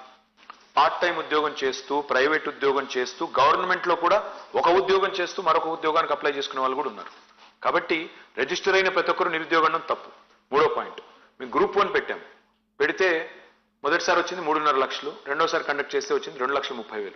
గ్రూప్ 2, గ్రూప్ 3, గ్రూప్ 4 ఇంకా ఇతరత్ర ఎగ్జామ్లు అన్ని కలిపితే మొత్తం హాజరైన అభ్యర్థుల సంఖ్య 12 లక్షలు. అందులో యునీక్ ఎంతమంది అని తీస్తే 8 నుంచి 10 లక్షలు ఉంటారు. సో రాష్ట్రంలో నిరుద్యోగం మీద తారాస్థాయిలో ఎక్కడ లేనంత విజృంభిస్తుంది అనే మాట ఏదైతే చెప్తున్నారో అది అవాస్తవం. 10 నుంచి 12 లక్షలు టోటల్. అందులో పిల్లలకి ఎంతమందికి ఇప్పుడు దాదాపు 1,60,000 మందికి వచ్చిందంటే దాదాపు 10% వచ్చి 10 కాదు 15% మందికి వచ్చింది, which itself is high achievement. So మీరు పర్సెప్షన్ గురించి మాట్లాడినారు. So just want make an observation. ముఖ్యమంత్రి గారు అసెంబ్లీలో ఒక statement, very damaging statement which I felt as a journalist. Damaging to who? Damaging to people who see it. ఏంటంటే మేము ప్రభుత్వ ఉద్యోగాలు ఇవ్వలేము అనే ఒక, but that kind of statement. ప్రభుత్వ ఉద్యోగాలు ఇవ్వలేమన్నా అంటే అందరికీ ఇవ్వలేము అనేది అందరికీ కాదు, ఇంటింటికి ఇవ్వలేము. ఇంటింటికి ఇవ్వలేము అది సరే. Let me finish my question. So that such a comment coming from a personality like KCR, the tall figure in Telangana, and of course the Chief Minister, don't you think it really damaged, and as you said, you are talking about perception. So that creates the perception that, this government has failed somewhere. So, but, maybe you don't. కాదండి, అంటే perception వాస్తవాన్ని వాస్తవంగా చెప్పడానికి బేసిజం ఎందుకు? అదేంట perception create అయింది కదా. అది perception ఎందుకు క్రియేట్ అవుతుంది? నేనేమన్నా అంటే వాస్తవాన్ని వాస్తవంగా చెప్తే తప్పేంటి? కొన్ని సందర్భాల్లో రాజకీయంగా నేను అందుకే అన్నాను, స్థిరచిత్తం, దృఢచిత్తం, స్థిరమైన ఒక లక్షణం ఉండాలి నాయకుడికి. భయం ఎందుకు పడాలి? Okay. But do we have a database as to local youth employed in the IT sector which has created significant number of jobs? Is there any way we could have such a database? No, we don't. Actually, we don't have one, and I don't subscribe to that thought process also, because I think it's a regressive thought. In fact, what I do, what I have done. Saying just database. No, I'm not saying there should be a reservation or anything. My opposition has started it. Okay. My opposition and Congress, I think, has started saying 75% అది అనేది చెప్తున్నారు. నేనేమన్నా అంటే అది regressive thought. ఎందుకంటే హైదరాబాద్ విశ్వనగరం కావాలి అంటాం. మన పిల్లలు ఇవాళ అత్యధికంగా అమెరికాలో ఉద్యోగం చేస్తున్నారు. మరి మనం వేరే రాష్ట్రం వాడు రాకూడదు అని మాట్లాడేస్తుందో అది కరెక్ట్ కాదు. అంటే there are 2 choices in life. See, you can have a small pie and you can fight over it, or you can have a large pie and you can have a proportionate cut in it. So my philosophy is keep expanding, because ఎంత ఎక్కువ పెరిగితే అంత మంచిది. దానివల్ల అంత ఎక్కువ wealth create అవుతుంది స్టేట్కి, అంత ఎక్కువ ఇమేజ్ వస్తుంది స్టేట్కి, అంత ఎక్కువ ఇండస్ట్రీ వస్తుంది, అండ్ మోస్ట్ ఇంపార్టెంట్లీ ఆపర్చునిటీస్ కూడా పెరుగుతాయి. 10 ఆపర్చునిటీస్లో నీ ఇష్టం ఉన్నది ఎత్తుకో. But the most important thing for hour youth have to understand is you have to skill, up skill and reskill. మన సెల్ ఫోనే నెలకి 3 సార్లు సాఫ్ట్వేర్ అప్డేట్ చేసుకుంటాం మనము. అలాంటిది మన స్కిల్ అప్డేట్ చేసుకోకపోతే ఎట్లా? So I think our youth have to understand it and up their game. Yes, sir. Skill updation, I think Bandar garu, we have seen him from, All India Radio to, print and, lot of other actors. So I think he's the right guy, who fits into the bill. Maybe, sir, me question అడుగుతున్నాను. సరే, మీరు చెప్పినట్టు చాలా కాలం ప్రభుత్వ సంస్థల్లో పనిచేయడం వల్ల హార్ష్గా ప్రశ్న వేయడం కూడా నాకు చేత కాదు. ఒక విషయం ఏంటంటే అక్కడ way forward for next decade అని ఉంది. అందువల్ల ఇప్పుడు నేను ధైర్యంగా అడగలుగుతాను. ఒకటి ఇంకా మీరేం చెప్పారు, 100% మేము విల్ కమ్ బ్యాక్ అని చెప్పి 100%. దాన్ని ఇంతకుముందు ఒకసారి ప్రెస్ క్లబ్లో మున్సిపల్ ఎలక్షన్స్కి ముందు పెట్టినప్పుడు కూడా మీరు ఇంతే ఒక మాట చెప్పారు. మీరు చూస్తుండండి, రిజల్ట్స్ రోజు కలుద్దాం, 100 మాకు 100 దాడుతాయని చెప్పి మీరు చెప్పారు. ఆ రోజు నిజమైన మాట మాత్రం. తర్వాత మళ్ళీ ఎలక్షన్ వేరే అనుకోండి, ఆ రోజు మీరు చెప్పింది నిజమైంది, ఒప్పుకుంటాం. కాబట్టి ఇది కూడా మీరు చెప్పారు, కాన్ఫిడెంట్గా చెప్తున్నారు కనుక నేను నెక్స్ట్ డికేడ్ గురించి మాట్లాడతాను. ఏంటంటే ఇంకాక నుంచి మాట్లాడుతున్నారు ఉద్యోగం, ఉపాధి. ఉద్యోగం వేరు, ఉపాధి వేరండి. మీరు ఇంకా చెప్పారు చూస్తారా, ప్రతి వాడికి ఏదో పని కల్పించుకోవాలి.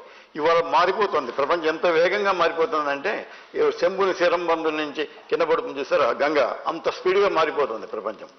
ఒక 5 ఏళ్ల క్రితానికి 10 ఏళ్ల క్రితానికి వాళ్ళు ఉన్న పరిస్థితులు, యువకుల ఆలోచనలో కానీ అసలు మొత్తం మెంటాలిటీలే మారిపోతున్నాయి. ఆకాంక్షలు, అపేక్షలు, తర్వాత అవసరాలు అన్నీ మారిపోతున్నాయండి. ఒక 10 ఏళ్ల క్రితం ఉన్నవి ఇప్పుడు లేవు. దాన్ని దృష్టిలో పెట్టుకొని మీ రాజకీయ పార్టీలు, నేను మీ ఒక్కరినే అంటలేదు, రాజకీయ పార్టీలు ఒక కొత్త, అంటే ఏంటి, ఎంతసేపు సాంప్రదాయబద్ధమైనటువంటి హామీలు ఇవ్వటం, ఏదో ల్యాప్టాప్లు ఇస్తాం, ఇది ఇస్తాం, సైకిల్ కొని పెడతాం, ఇలా కాకుండా నెక్స్ట్ యుగం అంటే మారిపోతున్న యుగం వస్తాం. నీకు 10 ఏళ్ల తర్వాత ఇవాళ కూర్చొని మనం మాట్లాడుతున్న పరిస్థితులు ఉండవు 10 ఏళ్ల తర్వాత, ఖచ్చితంగా చెబుతాను ఆ విషయం. కాబట్టి దానికి తగ్గ ప్రణాళికలు కానీ ఏదైనా చేస్తే కరెక్ట్గా సూటబుల్గా ఉంటాయి. ఇప్పుడు ఏమవుతుందంటే అందరూ సాంప్రదాయం ఒకళ్ళు ఇస్తారు ఒక ఎన్నికల ప్రణాళికలో, దాంట్లో నుంచి 2 బేట వేసి ఇంకోటి పెడతాడు, అంతకుమించి కనపట్టలేదు. మేము 500 రూపాయలకి సిలిండర్ ఇస్తామంటే ఇప్పుడు 300కి ఇస్తాం. ఇలా వేలంపాట్ల వ్యవహారం అయిపోయింది తప్పితే ఒక ఖచ్చితమైన ప్రాక్టికల్ అప్రోచ్ కనపడాలనేది మీరు యూత్ ఐకాన్గా జనం భావిస్తున్నారు. కాబట్టి మీలాంటి వాళ్ళు దాన్ని ఇనిషియేట్ తీసుకోవాలి. అంటే ఎక్కడి నుంచి మొదలవ్వాలంటే చెప్పే కదా, మనస్తత్వం మారాలి. ఉద్యోగం అంటే ప్రభుత్వ ఉద్యోగం అది కాదు, ఉద్యోగం అనే దాని అసలు పక్కనండి. ఉపాధి ఈజ్ ఇంపార్టెంట్. దాన్ని కనుక మీరు పెట్టుకుంటే ఎవడు ఉద్యోగం కోసం రాడని నా ఉద్దేశం. శ్రీనివాసరావు గారు, ఒక రిక్వెస్ట్. నేను 9.5 ఏళ్లలో ఒక బలమైన ప్రయత్నం చేశాం సార్. ఎట్లా అంటారా, ఇవాళ మీరన్న కాన్సెప్ట్లోనే మనం అందరం ఉద్యోగాల వైపే ఉద్యోగార్హులుగానే ఉద్యోగార్థులుగానే ఎందుకు ఉండాలి, మనమే ఎందుకు ఉద్యోగాలు సృష్టించకూడదని ఆలోచనతో సృష్టించినవే టీ హబ్బు, వి హబ్బు, టీఎస్ఐసి, రిచ్, ఇట్లా ఒక 10 ఇన్స్టిట్యూషన్స్ క్రియేట్ చేశాం. దానిలో ఇవాళ 100 మంది పిల్లలు, 1000 మంది పిల్లలు వాళ్ళ స్టార్టప్స్ కానీ ఇంకోటి కానీ వాళ్ళు ట్రై చేస్తూ ఉన్నారు. అది మీరు ఒకసారి దయచేసి ఒక్కసారి స్టడీ చేయండి, అధ్యయనం చేయండి. మీకు అందులో జరిగిన టీ వర్క్స్ ఇవన్నీ కూడా 100,000 స్టార్టప్స్ ఉన్నాయి అక్కడ, 1-2 కాదు. మీరు ఒకసారి దయచేసి అది చూడండి. రెండోదండి, నెక్స్ట్ టర్మ్లో, ఇన్ఫాక్ట్ లాస్ట్ టర్మ్లో స్టార్ట్ చేశాము, నెక్స్ట్ టర్మ్లో చేయాలనుకుంటున్న వాటిలో ఇంకొక ముఖ్యమైన మాట ఒకటి. ఇప్పుడు పిల్లలు చదువుతున్నారు, కాలేజ్లో ఉన్నారు. కాలేజ్లో ఉన్నప్పుడే వాళ్ళకి కనుక మనం ప్రాక్టికల్ ఎక్స్పోజర్ ఇస్తే, ప్రాక్టీస్ స్కూల్, అప్రెంటిస్షిప్ అంటారు కదా, ఉపాధి, అది కనుక చేయగలిగితే జర్మనీలో చేస్తారు. అది బాగా చాలా లాభం ఉంటుందని కేసీఆర్ గారు మాకు 2-3 సందర్భాల్లో మాకు ఆదేశించారు. దురదృష్టవశాత్తు ఇంప్లిమెంట్ చేయలేకపోయిన జేఎన్టీలో ఒక చిన్న విభాగం స్టార్ట్ చేశాము. నెక్స్ట్ టర్మ్లో అది బలంగా చేస్తాం. తద్వారా ఏమవుతుందంటే పిల్లలకి చదువుతున్నప్పుడే ఆ ఓరియంటేషన్, ప్రాక్టికల్ ఎక్స్పోజరు, ఓరియంటేషన్ రావాలి. ఉపాధి తమంతట తమ కాళ్ళ మీద తాము నిలబడే స్థాయికి ప్రైవేట్ రంగంలో అయినా ఇంకొకడైనా అయితే తాము పరిశ్రమ పెట్టడమో లేదా ఇంకోటి పెట్టిన పరిశ్రమలో పనిచేయడమో ఆ స్థాయికి వెళ్ళాలి. డెఫినెట్గా నెక్స్ట్ టర్మ్లో ప్రయారిటీ కింద చేస్తాం. విజయ్ కేటీఆర్ గారు 10 ఏళ్ళు తెలంగాణలో అనేక మార్పులు, అనేక విజయాలు నమోదు చేశారు. దాంతోపాటు ఏదైతే తెలంగాణ ఏర్పడిందో వెనుకబాటు ప్రాంతానికి సంబంధించి రాష్ట్రంలో 10 ఏళ్ళ తెలంగాణ ఏర్పడిన తర్వాత అన్ని ప్రాంతాలు సమ అభివృద్ధి జరగలేదనేది ఒక అపవాదం. ముఖ్యంగా ఈ మల్టీ డైమెన్షనల్ పావర్టీ ఇండెక్స్ లేటెస్ట్గా అయితే వచ్చిందో దాంట్లో లైక్ నారాయణపేట్, కామారెడ్డి, మెదక్, నగర్ కర్నూలు జిల్లాలలో నేషనల్ యావరేజ్ కంటే ఎక్కువ పావర్టీ ఇండికేట్ అయ్యింది. వచ్చే డికేడ్లో ఈ వెనుకబడిన ప్రాంతాల మీద ఏమైనా స్పెషల్ ఫోకస్ చేయబోతున్నారా? అంటే దీన్ని 2 కోణాల్లో చూడొచ్చు విజయ్ గారు. ఒకటేమో ఇప్పుడు నేను చెప్పినట్టు తలసరి ఆదాయమే తీసుకుంటే మన రాష్ట్రంలోని అన్ని జిల్లాలు ఇంక్లూడింగ్ హైదరాబాద్, ఎక్స్క్లూడింగ్ హైదరాబాద్ కూడా నేషనల్ పర్ క్యాపిటా కంటే ఎక్కువ ఉంది. Average per capita number 1. Multi dimensional poverty తీసుకుంటే అత్యధికంగా మల్టీ డైమెన్షనల్ పావర్టీ తగ్గింది ఎక్కడ, ఏ రాష్ట్రంలో అంటే వాళ్ళు తెలంగాణ ఓవరాల్ చూసుకుంటే. మరి తెలంగాణలో అంతటా తగ్గిందా పేదరికం అంటే కాదు, కొన్ని జిల్లాల్లో జాతీయ సగటు కంటే కింద ఉంది. అది కూడా వాస్తవం. ఎందుకు అంటే దానికి పలు కారణాలు ఉన్నాయి. కొన్ని ప్రాంతాల్లో, ఇప్పుడు ఉదాహరణ కామారెడ్డి అన్నారు, కామారెడ్డిలో ఇంకా కాళేశ్వరం ప్రాజెక్టు యొక్క ఫలాలు రాలేదు. గోదావరి నీళ్ళు ఏవైతే ఆ మంచిప్ప ప్రాజెక్టు నుంచి రావాలో ఇంకా రాలేదు. అవి వస్తే కామారెడ్డిలో కూడా సాగునీరు వస్తుంది. సాగునీరు వస్తే సాగునీరుతో సంపద వస్తుంది. సంపదతో ఆటోమేటిక్గా మరి ఆ పావర్టీ కూడా తగ్గుతుంది. నారాయణపేటలో కూడా పాలమూరు రంగారెడ్డి ఎత్తిపోతల పథకం ఇప్పుడు ఆన్ అయింది, పంప్ ఆన్ అయింది, ఫస్ట్ పంప్ హౌస్ నడుస్తూ ఉంది. అక్కడికి కూడా నీళ్ళు వస్తే ఆటోమేటిక్గా అడుగుపోతుంది. మీరు ఒక చరిత్రలో చూస్తే జగిత్యాలలో నక్సలిజం బలంగా ఉండేది. In fact I think Muppalla Lakshmanarao గారిది కూడా బీర్కూర అక్కడే ఉంటుంది జగిత్యాల. మీరు చూస్తే ఎప్పుడైతే శ్రీరామ్ సాగర్ నీళ్లు రావడం మొదలైందో, కమాండ్ ఏరియా అయిందో, అప్పటి నుంచే మీరు చూస్తే మెల్లిమెల్లిగా you have seen that people started getting engaged. Youth గ్రామాల్లో నీళ్లు రావడం మొదలుపెట్టిన తర్వాత ఆటోమేటిక్గా వ్యవసాయం వైపు లేదా వ్యవసాయ అనుబంధ పరిశ్రమల వైపు, అనుబంధ రంగాల వైపు మళ్ళీ. అదే పద్ధతుల్లో తెలంగాణకు అల్టిమేట్ పరిష్కారం ఒక్కటే, సాగునీరే సంపదకు మూలం.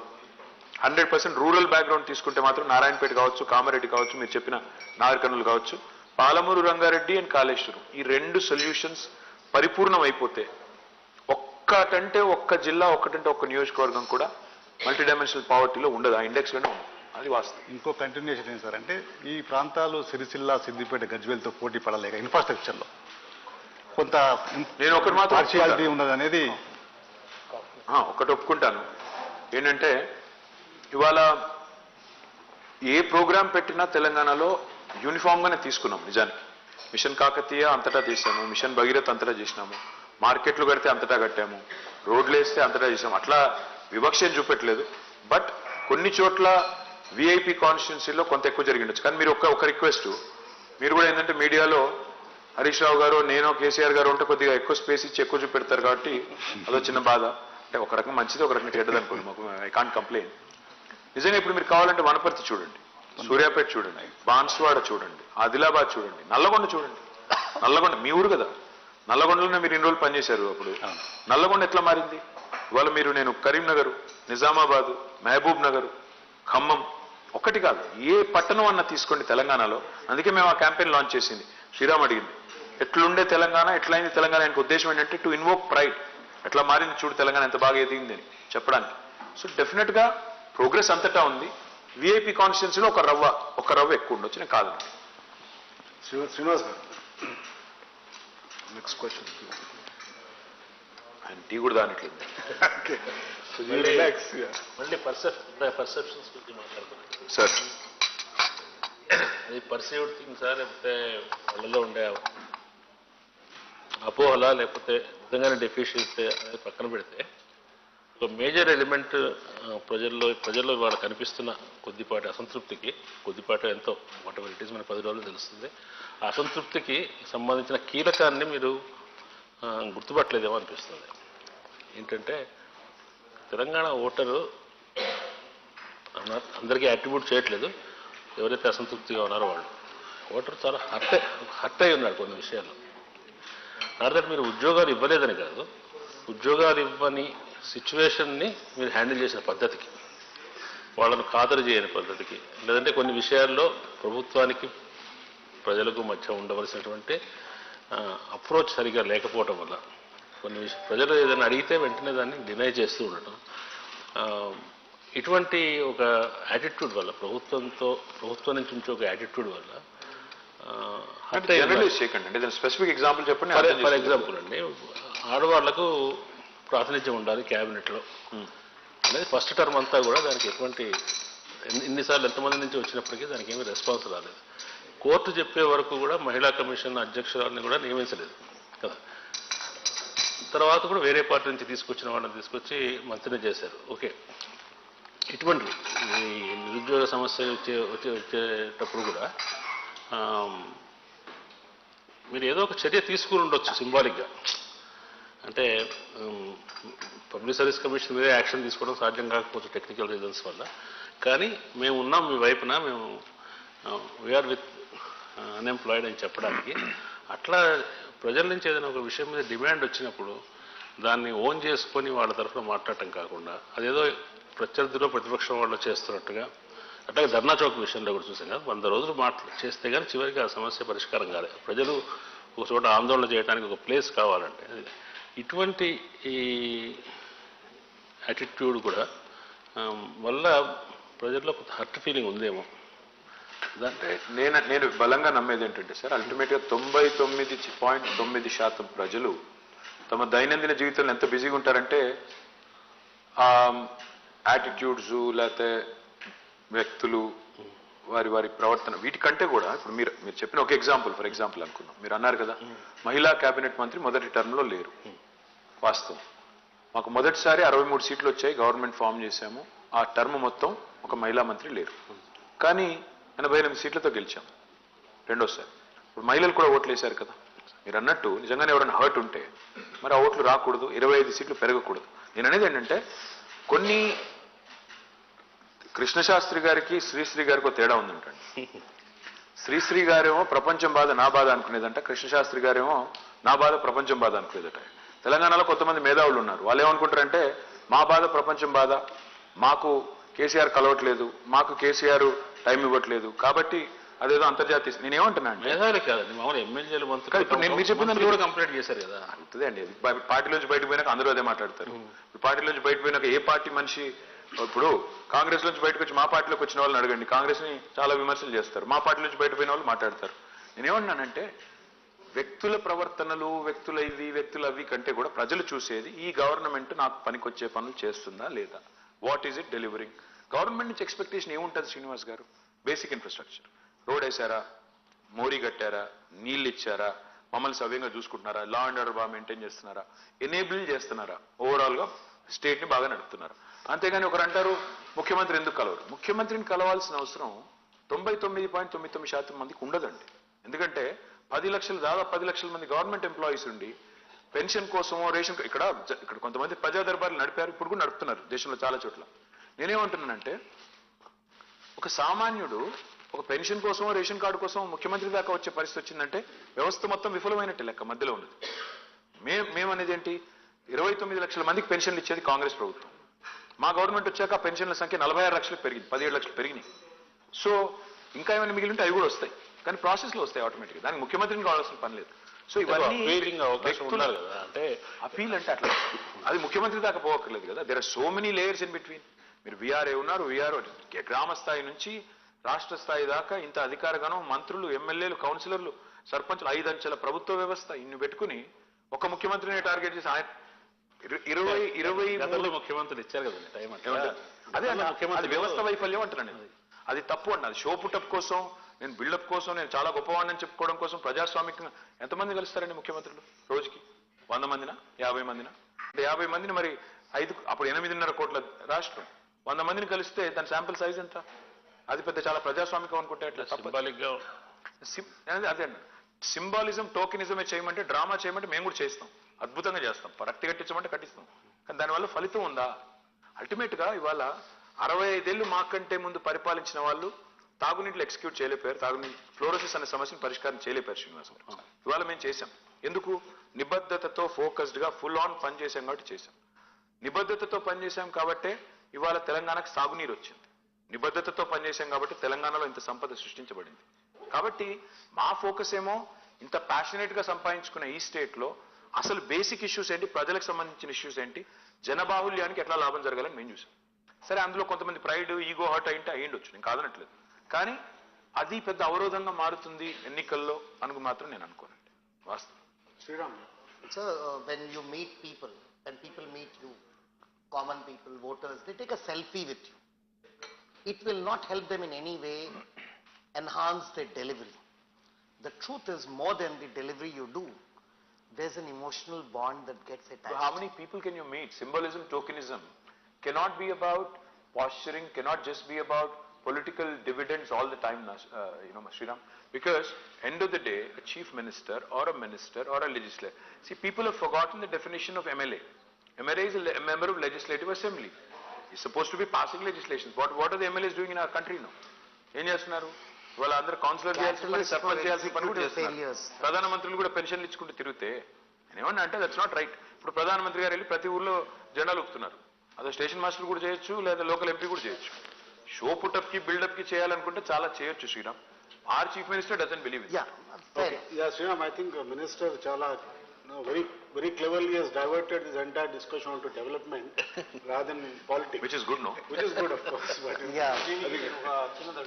Sir, but Ram, please. Srinath, Bannar, Bandaru Affordability. okay, just నేను కూడా నా దాని మీద how important and how much weightage will development have the day now November 30th?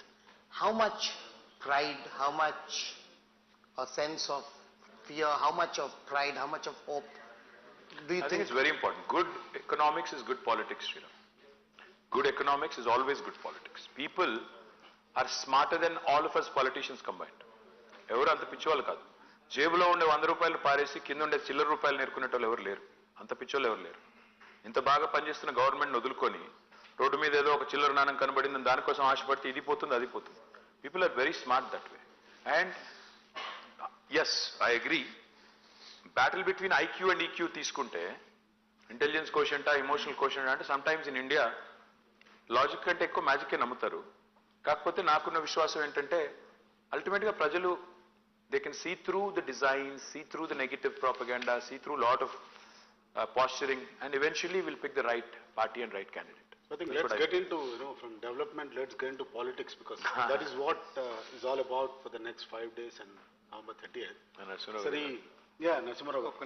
Political question ఒకటి అంటే డెవలప్మెంట్ క్వశ్చన్ ఆయన చాలా హైజాక్ చేస్తున్నారు Sir, Political ఏమో చాలా only selling his state his party అంటే his state or state of course. So let's go to politics sir. BJP అనేది ఒక పెద్ద సంస్థ. I mean it's ruling the country and చాలా మందిలో ఈ పర్సెప్షన్ కింది వరకు వెళ్ళిపోయింది. మీరు ఎంత చెప్పినా చాలా మంది నమ్మట్లేదు అనేది మా feedback. BJP and BRS are together అంటే I don't want answers like Congress arrest చేస్తలేరు అది చేస్తలేదు ఇది కాదు. బట్ నిజంగా చెప్పండి పర్సెప్షన్ రావడానికి కారణం ఏంది? BJP and BRS together. It is not just because you support bills or something like that. There is a deeper understanding between BJP and BRS is the feeling of people. Do you agree or deny? Of course I deny. And secondly మీకు మా history కూడా తెలవాలి. ఇప్పుడు కేసీఆర్ గారు రాజకీయాల్లోకి వచ్చింది 1978 ఆ ప్రాంతం. దాదాపు I don't know the math ఎంత ఇప్పుడు 45 ఏళ్ళు 45 ఇయర్స్ అయిపోయింది. 45 ఏళ్ల కేసీఆర్ గారి వ్యక్తిగత రాజకీయ జీవితం తీసుకున్నా లేదా 23 years of TRS now BRS history తీసుకున్నా ఏ రోజు కూడా ఏ ఒక్క లోకల్ బాడీ ఎలక్షన్ లో కూడా మేము బీజేపీతో పొరపాటును కూడా అలైన్ అవ్వలేదు వాళ్ళ ఐడియాలజీతో. ఈ 45 ఏళ్ళు ప్లస్ 23 ఏళ్ళు మేము ఇప్పుడు between Modi and KCR. I'm coming so 23 years తీసుకుంటే మా పార్టీ పెట్టిన తర్వాత this is our 5th general election, 5వ జనరల్ ఎలక్షన్ సార్వత్రిక ఎన్నిక. మేము మొదటిసారి 2004లో కాంగ్రెస్తో పొత్తు పెట్టుకున్నాము, 2009లో కమ్యూనిస్టులతో టీడీపీతో పొత్తు పెట్టుకున్నాము, 14లో 18లో 23లో ఒంటరిగా పోరాడుతున్నాం. చివరికి మున్సిపల్ ఎలక్షన్లో కూడా ఎక్కడ బీజేపీతో మేము అంట కాగలేదు. ఇంకా ఎవరైనా పొత్తు పెట్టుకున్నారా బీజేపీతో ఈ రాష్ట్రంలో అంటే మీరు కావాలంటే ఇప్పుడు కూడా చెక్ చేసుకోవచ్చు. మక్తల్ మున్సిపాలిటీలో, మణికొండ మున్సిపాలిటీలో కాంగ్రెస్ బీజేపీ కలిసి దే ఫార్మ్ ద కౌన్సిల్. ఆదిలాబాద్లో, నిజామాబాద్లో, కరీంనగర్లో లాస్ట్ పార్లమెంట్ ఎలక్షన్లో మొత్తం కాంగ్రెస్ ఓటు బీజేపీ ట్రాన్స్ఫర్ చేయించి 3 బీజేపీ అభ్యర్థులను గెలిపించింది కాంగ్రెస్. ఇంకొక మాట, ఎందుకు అట్లాంటప్పుడు ఎందుకు ఈ హడావుడి? ఎందుకంటే నిజం కడప దాటే లోపల అబద్ధం ఊరంతా తిరిగి వస్తుంది. రవికాంత్ గారు ఒకటే వాళ్ళందరూ చెప్పేది ఏంటి? మీ మీద కేసులు పెట్టారు కానీ అరెస్ట్ చేయట్లేదు. ఇదే కదా వాళ్ళు చెప్పేది. నేను అనేది అసలు నిజంగానే మేము బీ టీం అయితే, నిజంగా మాకు వాళ్ళకి ఏదైనా సంబంధం ఉంటే మా మీద కేసు ఎందుకు పెడతారు? అసలు మొదలు కేసే పెట్టకూడదు కదా లాజికల్గా. కేసు పెట్టారు, సరే పెట్టారు, ఓకే. మేము సుప్రీంకోర్టుకి వెళ్ళి స్టే తెచ్చుకున్నాం. కోర్టు ద్వారా ఆగింది తప్ప అరెస్ట్ అనేది వాళ్ళెవరో ఆపింది కాదు, వీళ్ళెవరో చేసింది కాదు. ఒక పాయింట్. రెండోది, అరెస్ట్ చేయకపోవడమే మీరు వాళ్ళు ఒకటి అనే దానికి సంకేతం అంటే, లేదా బిల్స్లో మద్దతు ఇవ్వడమే సంకేతం అంటే కాంగ్రెస్ కూడా బిల్లులకు మద్దతు ఇచ్చింది. కాంగ్రెస్ నాయకులు రాహుల్ గాంధీ, సోనియా గాంధీ మీద కూడా కేసు ఉంది. వాళ్ళని కూడా అరెస్ట్ చేయట్లేదు. That is ground enough, if that is proof enough that we have colluded or we are together, మరి వాళ్ళకు అదే వర్తిస్తుంది కదా. కాబట్టి ఇది ఇంకొకటి, ఇది why this propaganda? Why? Because one simple reason. ఒక బీజేపీ అనే కాదు, ఇప్పుడు సేమ్ మోడీ వస్తారు, కేసీఆర్ కాంగ్రెస్ పార్టీకి సపోర్ట్ చేస్తున్నాడు కర్ణాటకలో అంటాడు. మరి ఆయన అదంటాడు, ఈయన ఇది అంటాడు. పాయింట్ ఏంటంటే వీళ్ళిద్దరిది there is a unison of purpose. అదేంటి? They don't want third person to emerge in the country. ఒక 3వ వ్యక్తి అనేవాడి దేశంలో ఉండకూడదు. అయితే రాహుల్ గాంధీ ఉండాలి, నరేంద్ర మోడీ ఉండాలి, 2 క్యాంప్స్ ఉండాలి, 2 కొంపలు ఉండాలి, 3వ కొంప పుట్టకూడదు. ఇది వాళ్ళ ఎజెండా, కామన్ ఎజెండా. ఎందుకంటే మోడీకి తెలుసు రాహుల్ గాంధీని ఈజీగా ఫుట్బాల్ ఆడేయచ్చు, ఏముంది ఆయనలో.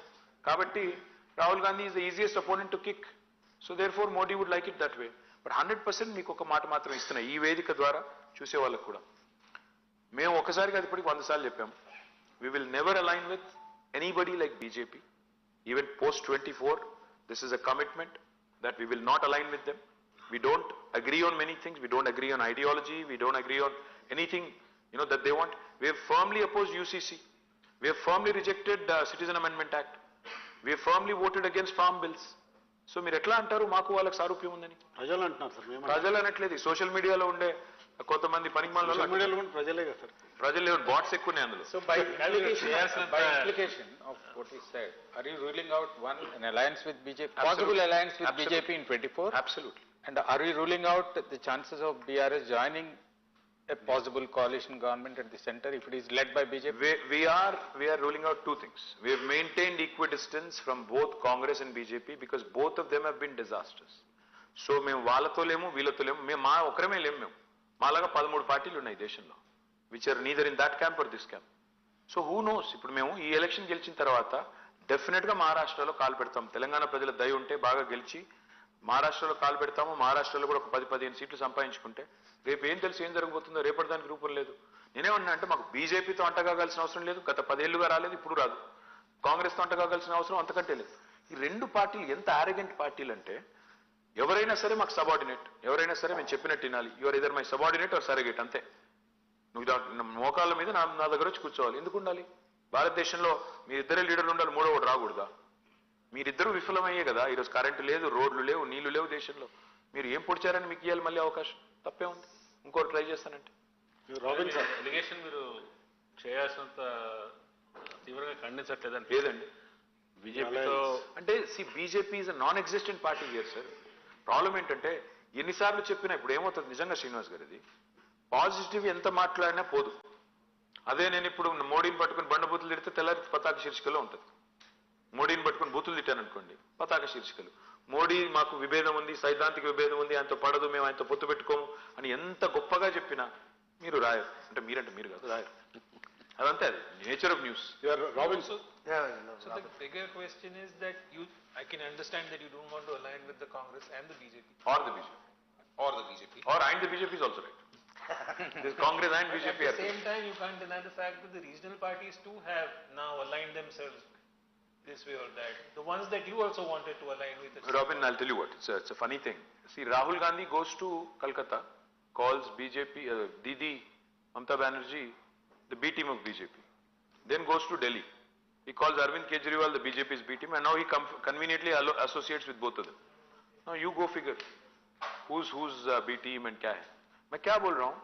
ये जो alliance, temporary marriages of convenience, this is not what India is looking for, honestly. I think India wants a truly, a true change to come about. And if Telangana has succeeded in doing several things in 9 years, why not Maharashtra? Why not some other state where we can make a foray and do something impactful? Nothing wrong in dreaming, no?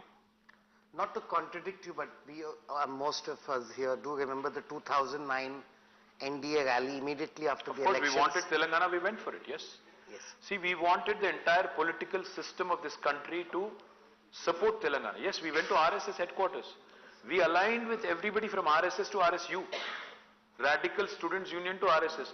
మేము ముందే చెప్పాం శ్రీరామ్, కుష్టు రోగినైనా కౌగిలించుకుంటాం, బొంత పురుగునైనా ముద్దు పెట్టుకుంటాం తెలంగాణ కోసం అని చెప్పాం. బొంత పురుగుని కౌగిలించుకున్నాం, ముద్దు పెట్టుకున్నాం, కుష్టు రోగిని కూడా కౌగిలించుకున్నాం. ఆర్ఎస్ఎస్ హెడ్ క్వార్టర్ కూడా పోయాము, ఏఐసిసి హెడ్ క్వార్టర్ కూడా పోయాము. సో ఇందాక వాసు శ్రీరామ్ ఇద్దరు అడిగినట్టు మీ కుష్టు రోగినైనా ముద్దు పెట్టుకుంటా ఉన్నారు. కౌగిలించుకుంటాం. ఇష్టం sir. If a political situation Telangana కోసం, obviously తెలంగాణ స్టేట్ కోసం మీరు అవుట్ ఆఫ్ కాంటెక్స్ట్ యూజ్ చేస్తే ఎట్లా? మేం చేయాల పని మీరు చేస్తారేంటి? Important question. ఆంధ్రప్రదేశ్, కర్ణాటకలో విపరీతమైన హామీలు ఇచ్చి దానికి మొత్తం డబ్బులన్నీ దానికి ఖర్చు పెడుతున్న డెవలప్మెంట్ ఆగిపోయింది. ఏపీలో మీరే చెప్తున్నారు రోడ్లు, తెలంగాణ రోడ్లు, ఆంధ్ర రోడ్లు. ఇక్కడ కూడా మీరు కాంగ్రెస్తో పోటీ పడి మీరు కూడా హామీలు ఇచ్చారు ఫస్ట్ టైం. ఇప్పుడు ఆల్రెడీ ఎంప్లాయీస్కే 1వ తారీఖు 2వ తారీఖు కూడా జీతాలు రావట్లేదు. ఇప్పుడు దీన్ని ఎలా మీరు చేయబోతున్నారు? సార్, ఇవాళ ఎంప్లాయీస్ జీతాల మాటకే వస్తే, ఎంప్లాయీ జీతాలు కరోనా తర్వాత చాలా రాష్ట్రాల్లో అదే పరిస్థితి. ఈ హామీలు వచ్చిన తర్వాత దాన్ని ఎలాగే డెవలప్మెంట్ ఎలా చేయబోతున్నారు? మేము ఒక్కొక్క రూపాయి లెక్కేసుకుని మేము హామీలు ఇచ్చాం తప్ప మేము వాళ్ళలాగా, నేను చూస్తా ఉన్నాను ఈ మధ్యన కాంగ్రెస్ నాయకులను అడుగుతున్నారు. ఇప్పుడు మన అడిగినట్టే మీరు కాంగ్రెస్ వాళ్ళని అడిగారు, మీ హామీలు మొత్తం విలువెంతో తెలుసా అని అడిగారు. అడిగితే వాళ్ళు చాలా అతి తెలివితేటలు ప్రదర్శించి ఏం చెప్తున్నారు? ఏముంది, కేసీఆర్ కక్కిందంతా తిన్నదంతా కక్కిస్తాం, కట్టేస్తాం. అసలు ఆ కాంగ్రెస్ పార్టీలో ఏ ఒక్కడికి ఏది తెలియదు వాస్తవం చెప్పాలంటే. ఎందుకంటారా? ఆ కాంగ్రెస్ హామీల విలువ ఏంటంటే, సార్ వాళ్ళు ఉదయపూర్ డిక్లరేషన్ అని ఒకటి పాస్ చేశారు. ఏం చెప్పారు అందులో? సొంత పార్టీలో టికెట్ కేటాయింపుల గురించి పాస్ చేసింది ఉదయపూర్ డిక్లరేషన్. కుటుంబానికి ఒకటే టికెట్ అన్నారు. తెలంగాణలో ఎన్ని కుటుంబాల్లో ఎన్ని టికెట్లు ఇచ్చారు సార్? కోమటిరెడ్డి కుటుంబంలో 2, మైనంపల్లి కుటుంబంలో 2, గడ్డం వివేకు, గడ్డం వెంకటస్వామి గారు, గడ్డం వినోద్ గారు, తర్వాత మన పద్మావతి గారు, ఉత్తమ్ కుమార్ రెడ్డి గారు. వాళ్ళు చేసిన డిక్లరేషన్ వాళ్ళే ఆనర్ చేయరు. వాళ్ళ సొంత పార్టీ టికెట్ కార్డునే వాళ్ళు ఆనర్ చేయరు, ఖాతరు చేయరు. వీళ్ళిచ్చే హామీలు మేనిఫెస్టోలకి వాళ్ళకు కూడా తెలుసండి. ఎట్లాగో అయ్యేది లేదు, పోయేది లేదు, గాలికి పోయే పేలపిండి కృష్ణార్పణ, నోటికి వచ్చిన వాగ్దానాలు ఇచ్చారు. అందులో లెక్క చూసుకోలేదు, పత్రం లేదు, ఏం లేదు. నేను అనేది ఏంటంటే సార్, మేము మాత్రం అట్లా కాకుండా ఒక్కొక్క రూపాయి లెక్కేసుకొని ఎంత ఖర్చు, ఎంత మాకు భారం పడుతుంది. ఎందుకంటే గవర్నమెంట్లోకి వచ్చేది మేము, రేపు నడపాల్సింది మేము, మాకు తెలుసు అది. అందుకే సౌభాగ్య లక్ష్మిని పెట్టాం. దానిలో ఎంతమంది మహిళలకు ఇవ్వాల్సి వస్తుంది, ఆసరా పెంచుతున్నాం. కానీ మేము బాధ్యత రహితంగా చెప్పలేదు. స్టేట్ ఎకానమీ పెరిగిన కొద్దీ పెంచుతామని చెప్పాం. ఫస్ట్ 3,000 చేస్తాము, తర్వాత 3,500, తర్వాత 4,000, తర్వాత 4,500, 5వ ఏటికి 5,000 చేస్తామని చెప్పాం. ఓట్ల కోసం తెల్లారే చేస్తామని అబద్ధం చెప్పలేదు. రైతు బంధు చెప్పాం, 10,000, 16,000 చేస్తామని చెప్పాం, కానీ స్టెప్ వైజ్ పోతామని చెప్పాం. సో మేము చెప్పింది ఎవ్రీ ఇయర్ ఒక గ్రోత్ ఫ్యాక్టర్ చేసుకొని ప్రతి సంవత్సరం మా రెవెన్యూ ఎంత పెరగవచ్చు, ఎంత మేరకు మేము పూడ్చవచ్చు అని చూసుకొని చెప్పాను తప్ప బాధ్యత రహితంగా చెప్పలేదు. మీరు ఇంకా వాళ్ళు చాలా చెప్పారు, మేము చెప్పిన దానికంటే ఒక 500-600 రెట్లు ఎక్కువ చెప్పారు, కానీ మేము అన్నిట్లోకి పోలేదు. We didn't go into that option. Vijay sir, తెలంగాణకు సంబంధించి ఎక్కువ మంది సిట్టింగ్లకి ఈసారి అంటే మోస్ట్ ప్రాబ్లీ దాదాపు 10-15 తప్పిస్తే ఎక్కువ మంది సిట్టింగ్లకు ఇచ్చారు. ఆ సిట్టింగ్లకు ఇవ్వడం వల్ల ఏమైనా ప్రతిబంధకం అవుతుందా, లేదా మీకు ఆయన అడ్వాంటేజ్ ఉందా? చూసి బోర్ కొట్టిన మొహాలు అంటారా ఎట్లా? అంటే చాలా కాన్స్టిట్యున్సీలలో అంటే 2 టర్మ్స్కి మేము బోర్ కొడితే మరి కాంగ్రెస్ వాళ్ళు 11 టర్మ్స్ భరించారు కదా. నేనేమన్నా అంటే గవర్నమెంట్ అనేది అల్టిమేట్ గా చూస్తే అంటే మరి నవీన్ పట్నాయక్ గారు ఇప్పుడు 5th టర్మ్ అనుకుంటా, 5th or 4th. అట్లాగే ఏమంటారు గుజరాత్ లో 5th or 6th term, 6 terms consecutive గా. సో మరి వాళ్ళకేమో మార్పు మంచిది కాదు, మా కాడికి వచ్చేసరికి మార్పు. అందుకే నేనేమంటున్నా అంటే సిట్టింగ్లు అనే దానికంటే కూడా చూసేది సార్వత్రిక ఎన్నిక. విజయ్ గారు, రాష్ట్రాన్ని ఎవరి చేతుల్లో పెట్టాలి అనే ఎలక్షన్. ఎమ్మెల్యే క్యాండిడేట్ కూడా ఇంపార్టెంట్, నేను కాదనట్లేదు. But at the same time రాష్ట్రాన్ని ఎవరు నడుపుతారు? నేను ఇవాళ స్ట్రైట్గా అడిగేది ఒకటే. ఇప్పుడు కాంగ్రెస్ వాళ్ళు తుమ్మాలంటే ఢిల్లీ పర్మిషన్ కావాలి, దగ్గాలంటే ఢిల్లీ పర్మిషన్ కావాలి, రూపాయి ఖర్చు పెట్టాలంటే ఢిల్లీ పర్మిషన్ కావాలి, టికెట్లు ఢిల్లీ, బీఫామ్ ఢిల్లీ. వీళ్ళు 6 నెలలకు ఒకసారి ముఖ్యమంత్రిని మార్చే అలవాటు. వీళ్ళు రేపటి రోజున ఇన్ని స్కీములు పెట్టి ఇన్ని హడావుడ్లు చేసి గ్యారంటీ అని రాసిచ్చారు, సంతకాలు పెట్టారు. నేను 100% చెప్తున్నా, ఇలా గుర్తుపెట్టుకోండి. రేవంత్ రెడ్డి గారు 2 చోట్ల ఓడిపోతున్నారు, కామారెడ్డిలో, కొడంగల్లో. మరి ఆయన సంతకం పెట్టించిన గ్యారంటీ కార్డు ఏమవుతుంది, రేపు చెల్లుతుందా? నేనేమన్నాను సార్ అంటే అల్టిమేట్గా ప్రజలు చూసేది రాష్ట్రాన్ని ఎవరు నడుపుతారు. ఇవాళ కాంగ్రెస్లో ఎవరు నడుపుతారు అంటే వాళ్ళకే తెలవదు. కాబట్టి ప్రజలు అంత అమాయకంగా ఎవరి చేతుల్లో పడితే వాళ్ళ చేతుల్లో రాష్ట్రాన్ని పెడతారని నేను అనుకోను. ఎమ్మెల్యేల మీద అక్కడక్కడ ఉన్నది అని మీరు అంటున్నారు. బట్ అల్టిమేట్గా చూస్తే మాత్రం మా ఎమ్మెల్యేలు కూడా ఇవాళ బేసిక్స్ అన్నీ చేశారు. డ్రింకింగ్ వాటర్ అయింది, పవర్ అయింది, రోడ్స్ అయినాయి, అగ్రికల్చర్ బాగా ఉంది. చిన్నవి ఉంటాయి అక్కడక్కడ ఇష్యూస్. అవి మేము ఊహించేది, ఆశించేది ఏంటంటే అవన్నీ చిన్నవి అంటే సర్దుకుంటాయి. మాకు కావాల్సింది 51% ఓటు. మిగతా 49% కొద్దిగా ఇటు అటు అయినా 51% రావాలి. 30 మంది దాకా ఎమ్మెల్యేల మీద ప్రజల్లో బాగా తిరుగుతుంది. అట్లాంటి కాంగ్రెస్ మీద ఎంత ఉండాలి? వాళ్ళని మీరు ఇంపోజ్ చేశారు అనే ఇందాక చెప్పిన హర్ట్ ఫీలింగ్ లో అది కూడా ఒకటి. ఎందుకంటే ఏకపక్షంగా వాళ్ళని కనుక తీసేసి ఉంటే, అంటే మార్చి ఉంటే మీకు ఇప్పుడు ఉన్నంత టెన్షన్ ఉండేది కాదేమో. అంటే శ్రీనివాస్ గారు, ఆనెస్ట్లీ మరి 11 సార్లు మోసి కాంగ్రెస్ బోర్ కొట్టలేదంటారా జనాలకి? మనుషులు మారుతారా? మనుషులు మారినా సరుకు అదే కదా సార్. కొత్త సీసాలో పాత సార్ అదే సరుకు. సార్, ఇందాక మీరు గుజరాత్ గురించి మాట్లాడినారు. గుజరాత్ లో బోర్ కొట్టలేదా జనాలు అంటే గుజరాత్ లో 3-4 చీఫ్ మినిస్టర్స్ మారినారు సార్. తెలంగాణలో కూడా అటువంటి మారే అవకాశం ఏమైనా ఉందా ఈసారి? మా chief minister is in the pink of his health sir. అయినా కూడా మారొచ్చు. అందుకే చెప్తున్నా, is in the pink of his health. బ్రహ్మాండంగా ఉన్నారు కాబట్టి ఆయనే ఉంటారు. అందులో మీకు అనుమానం అవుతుంది, నాకు అనుమానం అవుతుంది, ఎవరికి? ఆయన సూటిగా అడగట్లేదు సార్. 1 year తర్వాత 2 years తర్వాత మీరు ఆ సీట్లోకి వచ్చే అవకాశం ఉందా? మీరు ముందు గెలిపించండి సార్. మీరు ముందు గెలిపించేస్తే, మీరందరూ కూడబలుకొని గెలిపించేస్తే ఆ తర్వాత మనం మళ్ళీ తిరిగి ఇట్లా కూర్చొని మాట్లాడతాం. అంటే ఈ మధ్యన ఒక టాక్ వచ్చింది sir, maybe Rabin saab, you can ask. So ఒక టాక్ జనరల్ గా వచ్చింది ఏంటంటే, నేను హిందూ ఆఫీస్ లో అనుకోండి, జర్నలిస్ట్ మధ్యలో ఒక 40 కాన్స్టిట్యున్సీస్ లో KTR matters more than KCR అని. సో కేటీఆర్ ను ముఖ్యమంత్రిగా చేస్తే, అభ్యర్థిగా ప్రకటిస్తే ఈసారి 3వ టర్మ్ మీరు ఎక్కడో గొడవ పెట్టే పనిలో ఉన్నారు. మీరు ఏదో గొడవ పెట్టే పనిలో ఉన్నారు. నాకు అట్లాంటి ఐల్ బి ఆనెస్ట్, లేదు సార్, ప్రజలకు ఐల్ బి ఆనెస్ట్. జీవితంలో ఎన్నడూ మంత్రి అవుతానని కూడా కలలో అనుకోలేదు. నేను కలలో కూడా అనుకోలేదు. 2014లో నిజంగా సిచ్యువేషన్ ఏంటంటే, I told my wife I'm retiring from politics. ఏ రోజైతే ఆయన కేసీఆర్ గారు కాంగ్రెస్ లో పార్టీని కలిపేద్దామని, విలీనం చేద్దామని డిసైడ్ చేశారు, ఐ టోల్డ్ మై వైఫ్, నాకు ఈ పార్టీ అంటే అసహ్యం, నేను ఉండలేను, ఇమ్మడలేను, నా వల్ల కాదు. అయినా వచ్చింది తెలంగాణ వస్తే చాలనుకుని వచ్చాము, చాలు, ఈ జీవితానికి చాలు, రిటైర్ అనుకుని ఆ ఇంట్లో అడుగు పెట్టాము, సోనియా గాంధీ ఇంట్లో.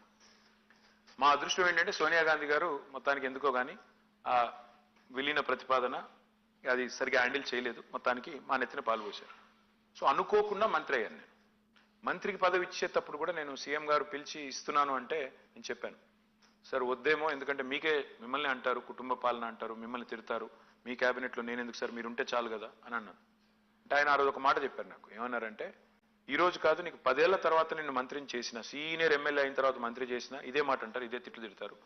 ఒకసారి అవకాశం ఇచ్చిన తర్వాత నువ్వు ప్రూవ్ చేసుకుంటే, నువ్వు నిజంగా ఎఫిషియెంట్ అడ్మినిస్ట్రేటర్ని ప్రూవ్ చేసుకుంటే సర్వైవ్ అవుతావు, లేకపోతే కొట్టుకుపోతావు. ప్రజాస్వామ్యంలో సింపుల్ సూత్రం అది అని చెప్పారు.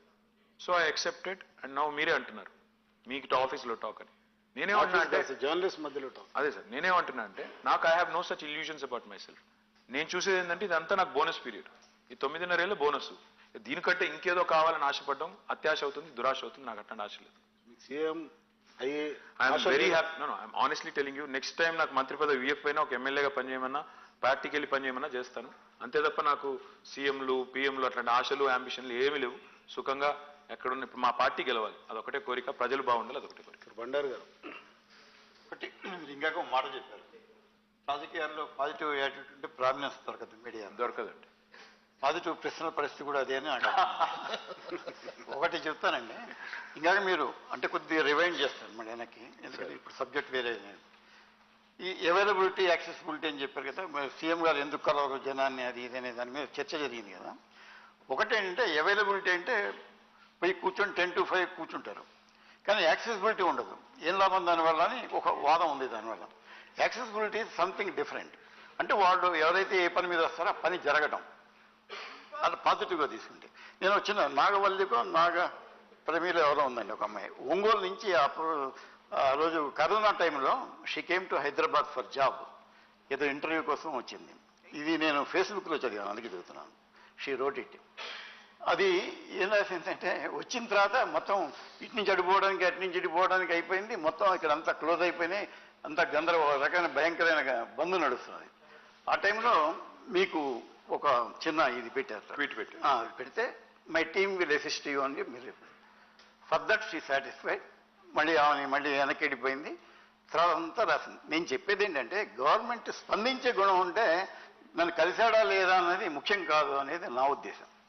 కానీ ఎట్ ది సేమ్ టైం జనంలో, ఒక సాధారణ జనంలో ఏముందంటే, మామూలుగా ముఖ్యమంత్రి గారి దగ్గరికి పోయినాం, మంత్రి గారి దగ్గర పోయినాం, ఎమ్మెల్యే దగ్గరికి పోయినాం, కలెక్టర్ దగ్గరికి పోయినాం, ఒకసారి కలిస్తే సగం అసలు సమస్య పరిష్కారం కాకపోయినా సరే సంతృప్తిగా ఇంటికి వెళ్ళిపోతాడు.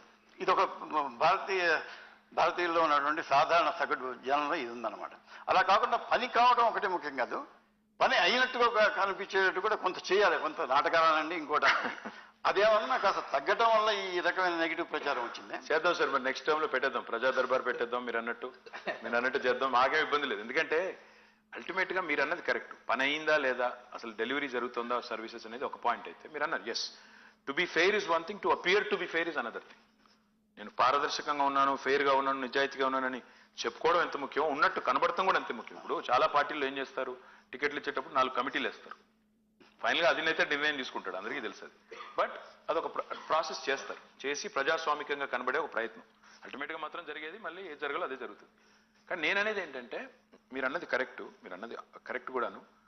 ఆ అహం ఏదైతే ఈగో సాటిస్ఫాక్షన్, కొద్దిగా ఈగో మసాజ్, నన్ను పట్టించుకున్నారు, నేను వెళ్ళినప్పుడు కలిశారు. కానీ ఇంకొకటిలో డేంజర్ కూడా ఉందండి. నేను చూసింది, ఇప్పుడు నాకు 2-3 సార్లు ఎదురైంది అనుభవం. మీరు చెప్పే రోజులు కొద్దిగా వెనకాల రోజులు, ఇప్పుడు రోజులు ఎట్లా మారినాయంటే, అప్పుడప్పుడు వచ్చి దరఖాస్తు ఇచ్చారు, మళ్ళీ 2వ సారి కలిసాం అనుకోండి, 3వ సారి కలిసాం అనుకోండి, సార్ నీకు 3 సార్లు ఇచ్చినా సార్ ఇంక ఇల్లు లేదు సార్ అంటారు. 3 సార్లు ఇచ్చినా సార్ ఇప్పటికి. నేను అంటాను, సార్ 3 సార్లు కాదు బాబు, నువ్వు పని మనదనుకున్నప్పుడు, పని నాదనుకున్నప్పుడు 3 సార్లు ఇచ్చినా 4 సార్లు ఇచ్చినా మీరు కొద్దిగా వెయిట్ చేయాలి బ్రదర్. ఎందుకంటే అక్కడ బంతి భోజనం లాగా, బంతి భోజనంలో అన్ని ఒకసారి రావు, ఒకటి తర్వాత ఒకరికి వస్తుంది. దయచేసి అర్థం. సో ఆ ఇంపేషన్స్ కూడా ఉందండి. మీరు అన్నట్టున్నారు కదా, ఒకసారి ఇస్తే సంతృప్తి పడి సగం పోతారు. నో, అట్లా లేదు. అక్కడక్కడ ఇంకా విచిత్రమైన అనుభవాలు. నాకు మొన్న ఒకసారి ఎక్కడో ఏదో ఊరికి పోతే ఒక లేడీ వచ్చి నన్ను గట్టిగా అడిగింది. ఏమన్నది, నాకు 3 ఆడపిల్లలు, నేను ఎట్లా బతకాలి అన్నది. నాకు అర్థం కాలే. అంటే నాకు ఒక నిమిషం అర్థం కాక నేను, మమ్మ నీకు పెన్షన్ అది వస్తుందా అది అని అడిగి, తర్వాత అడిగి నేను మెల్లిగా, నువ్వు అట్లా మీరు అంటే 3 ఆడపిల్లల్ని ఎట్లా బతకాలంటే మీరు దేశం కోసం కన్నారా, నా కోసం కన్నారా, ఎవరి కోసం అంటే నేనేమంటే ఆ impatience that you have to take care of me. ప్రభుత్వంలో ఉన్నావు కదా, నువ్వు చేయాలి. నేను తప్పు పట్టను. But at the same time అది ఇంకా పెరుగుతుంది రోజు రోజుకి. అదృష్టం ఆ మాట అన్నప్పుడు ఈ కెమెరాలో వీటిలో ఉంటేనే తెచ్చేవాడిని, ఇప్పుడు చెప్పాను కదా, ఇప్పుడు తెస్తాను. Sriram? There's an old saying about power, and it is if you do not have a place at the table, you are on the menu. You are either at the table or on the menu. And the point about why democracy is beautiful is it emotionally, psychologically gives everybody a sense of being at the table. Did you think by systemically believing in reducing the size of the table, you have created more people who just, for that sense of being on the table, have gone against you, irrespective of and oblivious to the logical benefits of your schemes? I don't know. I mean, I've never heard this before, but I'm glad you kind of brought in this euphemism, which is very interesting. Never heard of it before. But I don't subscribe to that at all. In fact, like I said, the ordinary common man of this state or any country for that matter focuses only on, in fact, in other parts of the world, you see prime ministers and ministers traveling very casually in subways, etc., etc. People don't care as much because those are evolved democracies, much more mature democracies, because they don't care whether this guy is traveling or, trying to do something, positioning, politicking, whatever. ఎందుకంటే అంత సీరియస్గా అక్కడ తీసుకోరు. ఇక్కడికి వచ్చేసరికి ఏంటంటే ఒక మంత్రినో ముఖ్యమంత్రినో ఒక ఎమ్మెల్యేనో కలవడమే ఒక గొప్ప విషయం అనుకునే స్థాయికి వచ్చింది. I think that will change as we decentralize more, as we make things happen in a much more efficient manner, rather than, getting fixated over who gets a seat at the table or who becomes a part of the menu, I guess. But it's a great line, one line. Sir. రెండు ప్రశ్నలు sir. ఒకటి, ఈ 5 ఏళ్ళు 10 ఏళ్ళు మీకు బాగా అత్యంత సంతృప్తినిచ్చిన ఒక అంశం ఒకటి. సార్. 2, జర్నలిస్టులకు సంబంధించి కాంగ్రెస్ పార్టీ రకరకాల హామీలు ఇచ్చింది. సార్. ఏ వర్గంలో అయితే విపరీతమైన పూర్నెస్ ఉందంటే జర్నలిస్టులే. మొన్న మా కవాడిగూడ రిపోర్టర్ 30 ఏళ్ళ నుంచి పనిచేస్తున్నాడు. 2 years బాగా ఇబ్బంది పడి ఆర్థిక సమస్యలు రకరకాల ఊరేసుకున్నాడు. మీ మేనిఫెస్టో చూస్తే జర్నలిస్టులకి దాదాపు ఏమీ లేవు. కాంగ్రెస్ వాళ్ళు మా పెన్షన్ ఇస్తామన్నారు, అది చేస్తాం, ఇది చేస్తున్నారు. మీరు వచ్చిన తర్వాత ప్రత్యేకంగా దీనికి ఏమైనా ప్రణాళిక ఉందా? నరసింహ గారు, రెండో క్వశ్చన్ మొదటి చెప్తాను నేను. జర్నలిస్టులకు మా మేనిఫెస్టోలో సీఎం గారు అనౌన్స్ చేశారో చెప్పారు. హెల్త్ ఇన్సూరెన్స్ స్కీమ్ తెస్తామని చెప్పారు. దాంతోపాటు 2 BHK గురించి చెప్పారు. దాంతోపాటు సిలిండర్స్ గురించి కూడా చెప్పారు. చెప్పిన రోజు చెప్పారు. తర్వాత మీరు డెఫినెట్గా ఇంకా ఏం చేయొచ్చు అనేది కూడా ఆలోచించవచ్చు. ఎందుకంటే మేము మేనిఫెస్టోలో చెప్పని 100 పనులు చేశాం. మేనిఫెస్టోలో చెప్పినవి చేశాము, చెప్పనివి కూడా 100 పనులు చేశాం. మిషన్ కాకతీయ చెప్పలేదు, దళిత బంధు చెప్పలేదు, రైతు బంధు చెప్పలేదు, కళ్యాణ లక్ష్మి చెప్పలేదు, ఇవన్నీ చేశాం. మొదటి ప్రశ్న మీరు ఏదైతే అడిగారు మర్చిపోయాను. మీకు అత్యంత సంతృప్తి పర్సనల్గా సంతృప్తినిచ్చిన ప్రోగ్రామ్ నాకు బాగా గుర్తున్న సందర్భం 2009లో నేను మొదటిసారి ఎమ్మెల్యే గెలిచాను సార్. నేను రాజకీయాల్లోకి వచ్చి 17-18 ఏళ్ళే. One of the most vivid memories నాకు మనసులో నిలిచిపోయింది ఒకటి ఏంటంటే, అప్పుడు నాదెండ్ల మనోహర్ గారు స్పీకర్. అప్పుడు మమ్మల్ని అందరినీ ఒక బస్సులో తీసుకొని ఆయన ఈ మునుగోడు ప్రాంతానికి తీసుకెళ్ళారు. అందరం వెళ్ళాం. అప్పుడు గుత్తా సుఖేందర్ రెడ్డి గారు ఎంపీగా ఉన్నారు, రాజగోపాల్ రెడ్డి ఎంపీ అనుకుంటా. అప్పుడు అందరం ఒకటే బస్సులో వెళ్ళాం. ఆ ఖుదాబక్షపల్లి అనే ఊరు, అక్కడికి వెళ్ళిన తర్వాత, ఆ మండలానికి వెళ్ళిన తర్వాత అక్కడ ఫ్లోరోసిస్ విక్టిమ్స్ని చూస్తే మనిషి అనే వాళ్ళు ఎవరైనా కరిగిపోతారు. వాళ్ళ బాధలు అలా చెప్తుంటే, ఆ రోజు మేము ఎందుకు వెళ్ళామంటే అధ్యయనం కోసం వెళ్ళాం. ఫ్లోరోసిస్ అధ్యయనం కోసం స్పీకర్ గారి ఆధ్వర్యంలో పోయాం. ఆ రోజు నిజంగా కొంత లోపల మనసు గాయపడి, ఎవరైనా మనిషి అనేవాడు బాధపడతాడు, నేను కూడా బాధపడ్డాను. అత్యంత సంతృప్తినిచ్చే విషయం ఏంటంటే, తర్వాత మేము తెలంగాణ వచ్చిన తర్వాత నేను మంత్రి అయ్యాను. అది కూడా గ్రామీణ నీటి సరఫరా మంత్రి అయ్యాను. మా సీఎం గారు అడిగారు ఎక్కడ పెట్టాలి పైలాన్. నేను చెప్పాను మునుగోడులోనే పెట్టాలి అని చెప్పి చౌటుప్పల్లో నేను దగ్గరుండి ఆ పైలాన్ను సీఎం గారితో ఆవిష్కరించి అక్కడ నీళ్ళు ఇచ్చినప్పుడు I think that's the best feeling.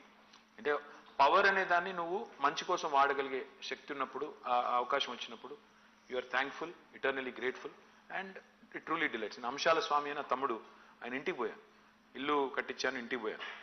ఇంటికి పోయి ఆయన ఇంట్లో భోజనం చేస్తుంటే ఆ పిల్లోడు కళ్ళల్లో ఆనందం, అది మీరు ఎన్ని కోట్లు పెట్టినా ఆనందం మీరు కొనలేరు. అంత చిన్న విషయం.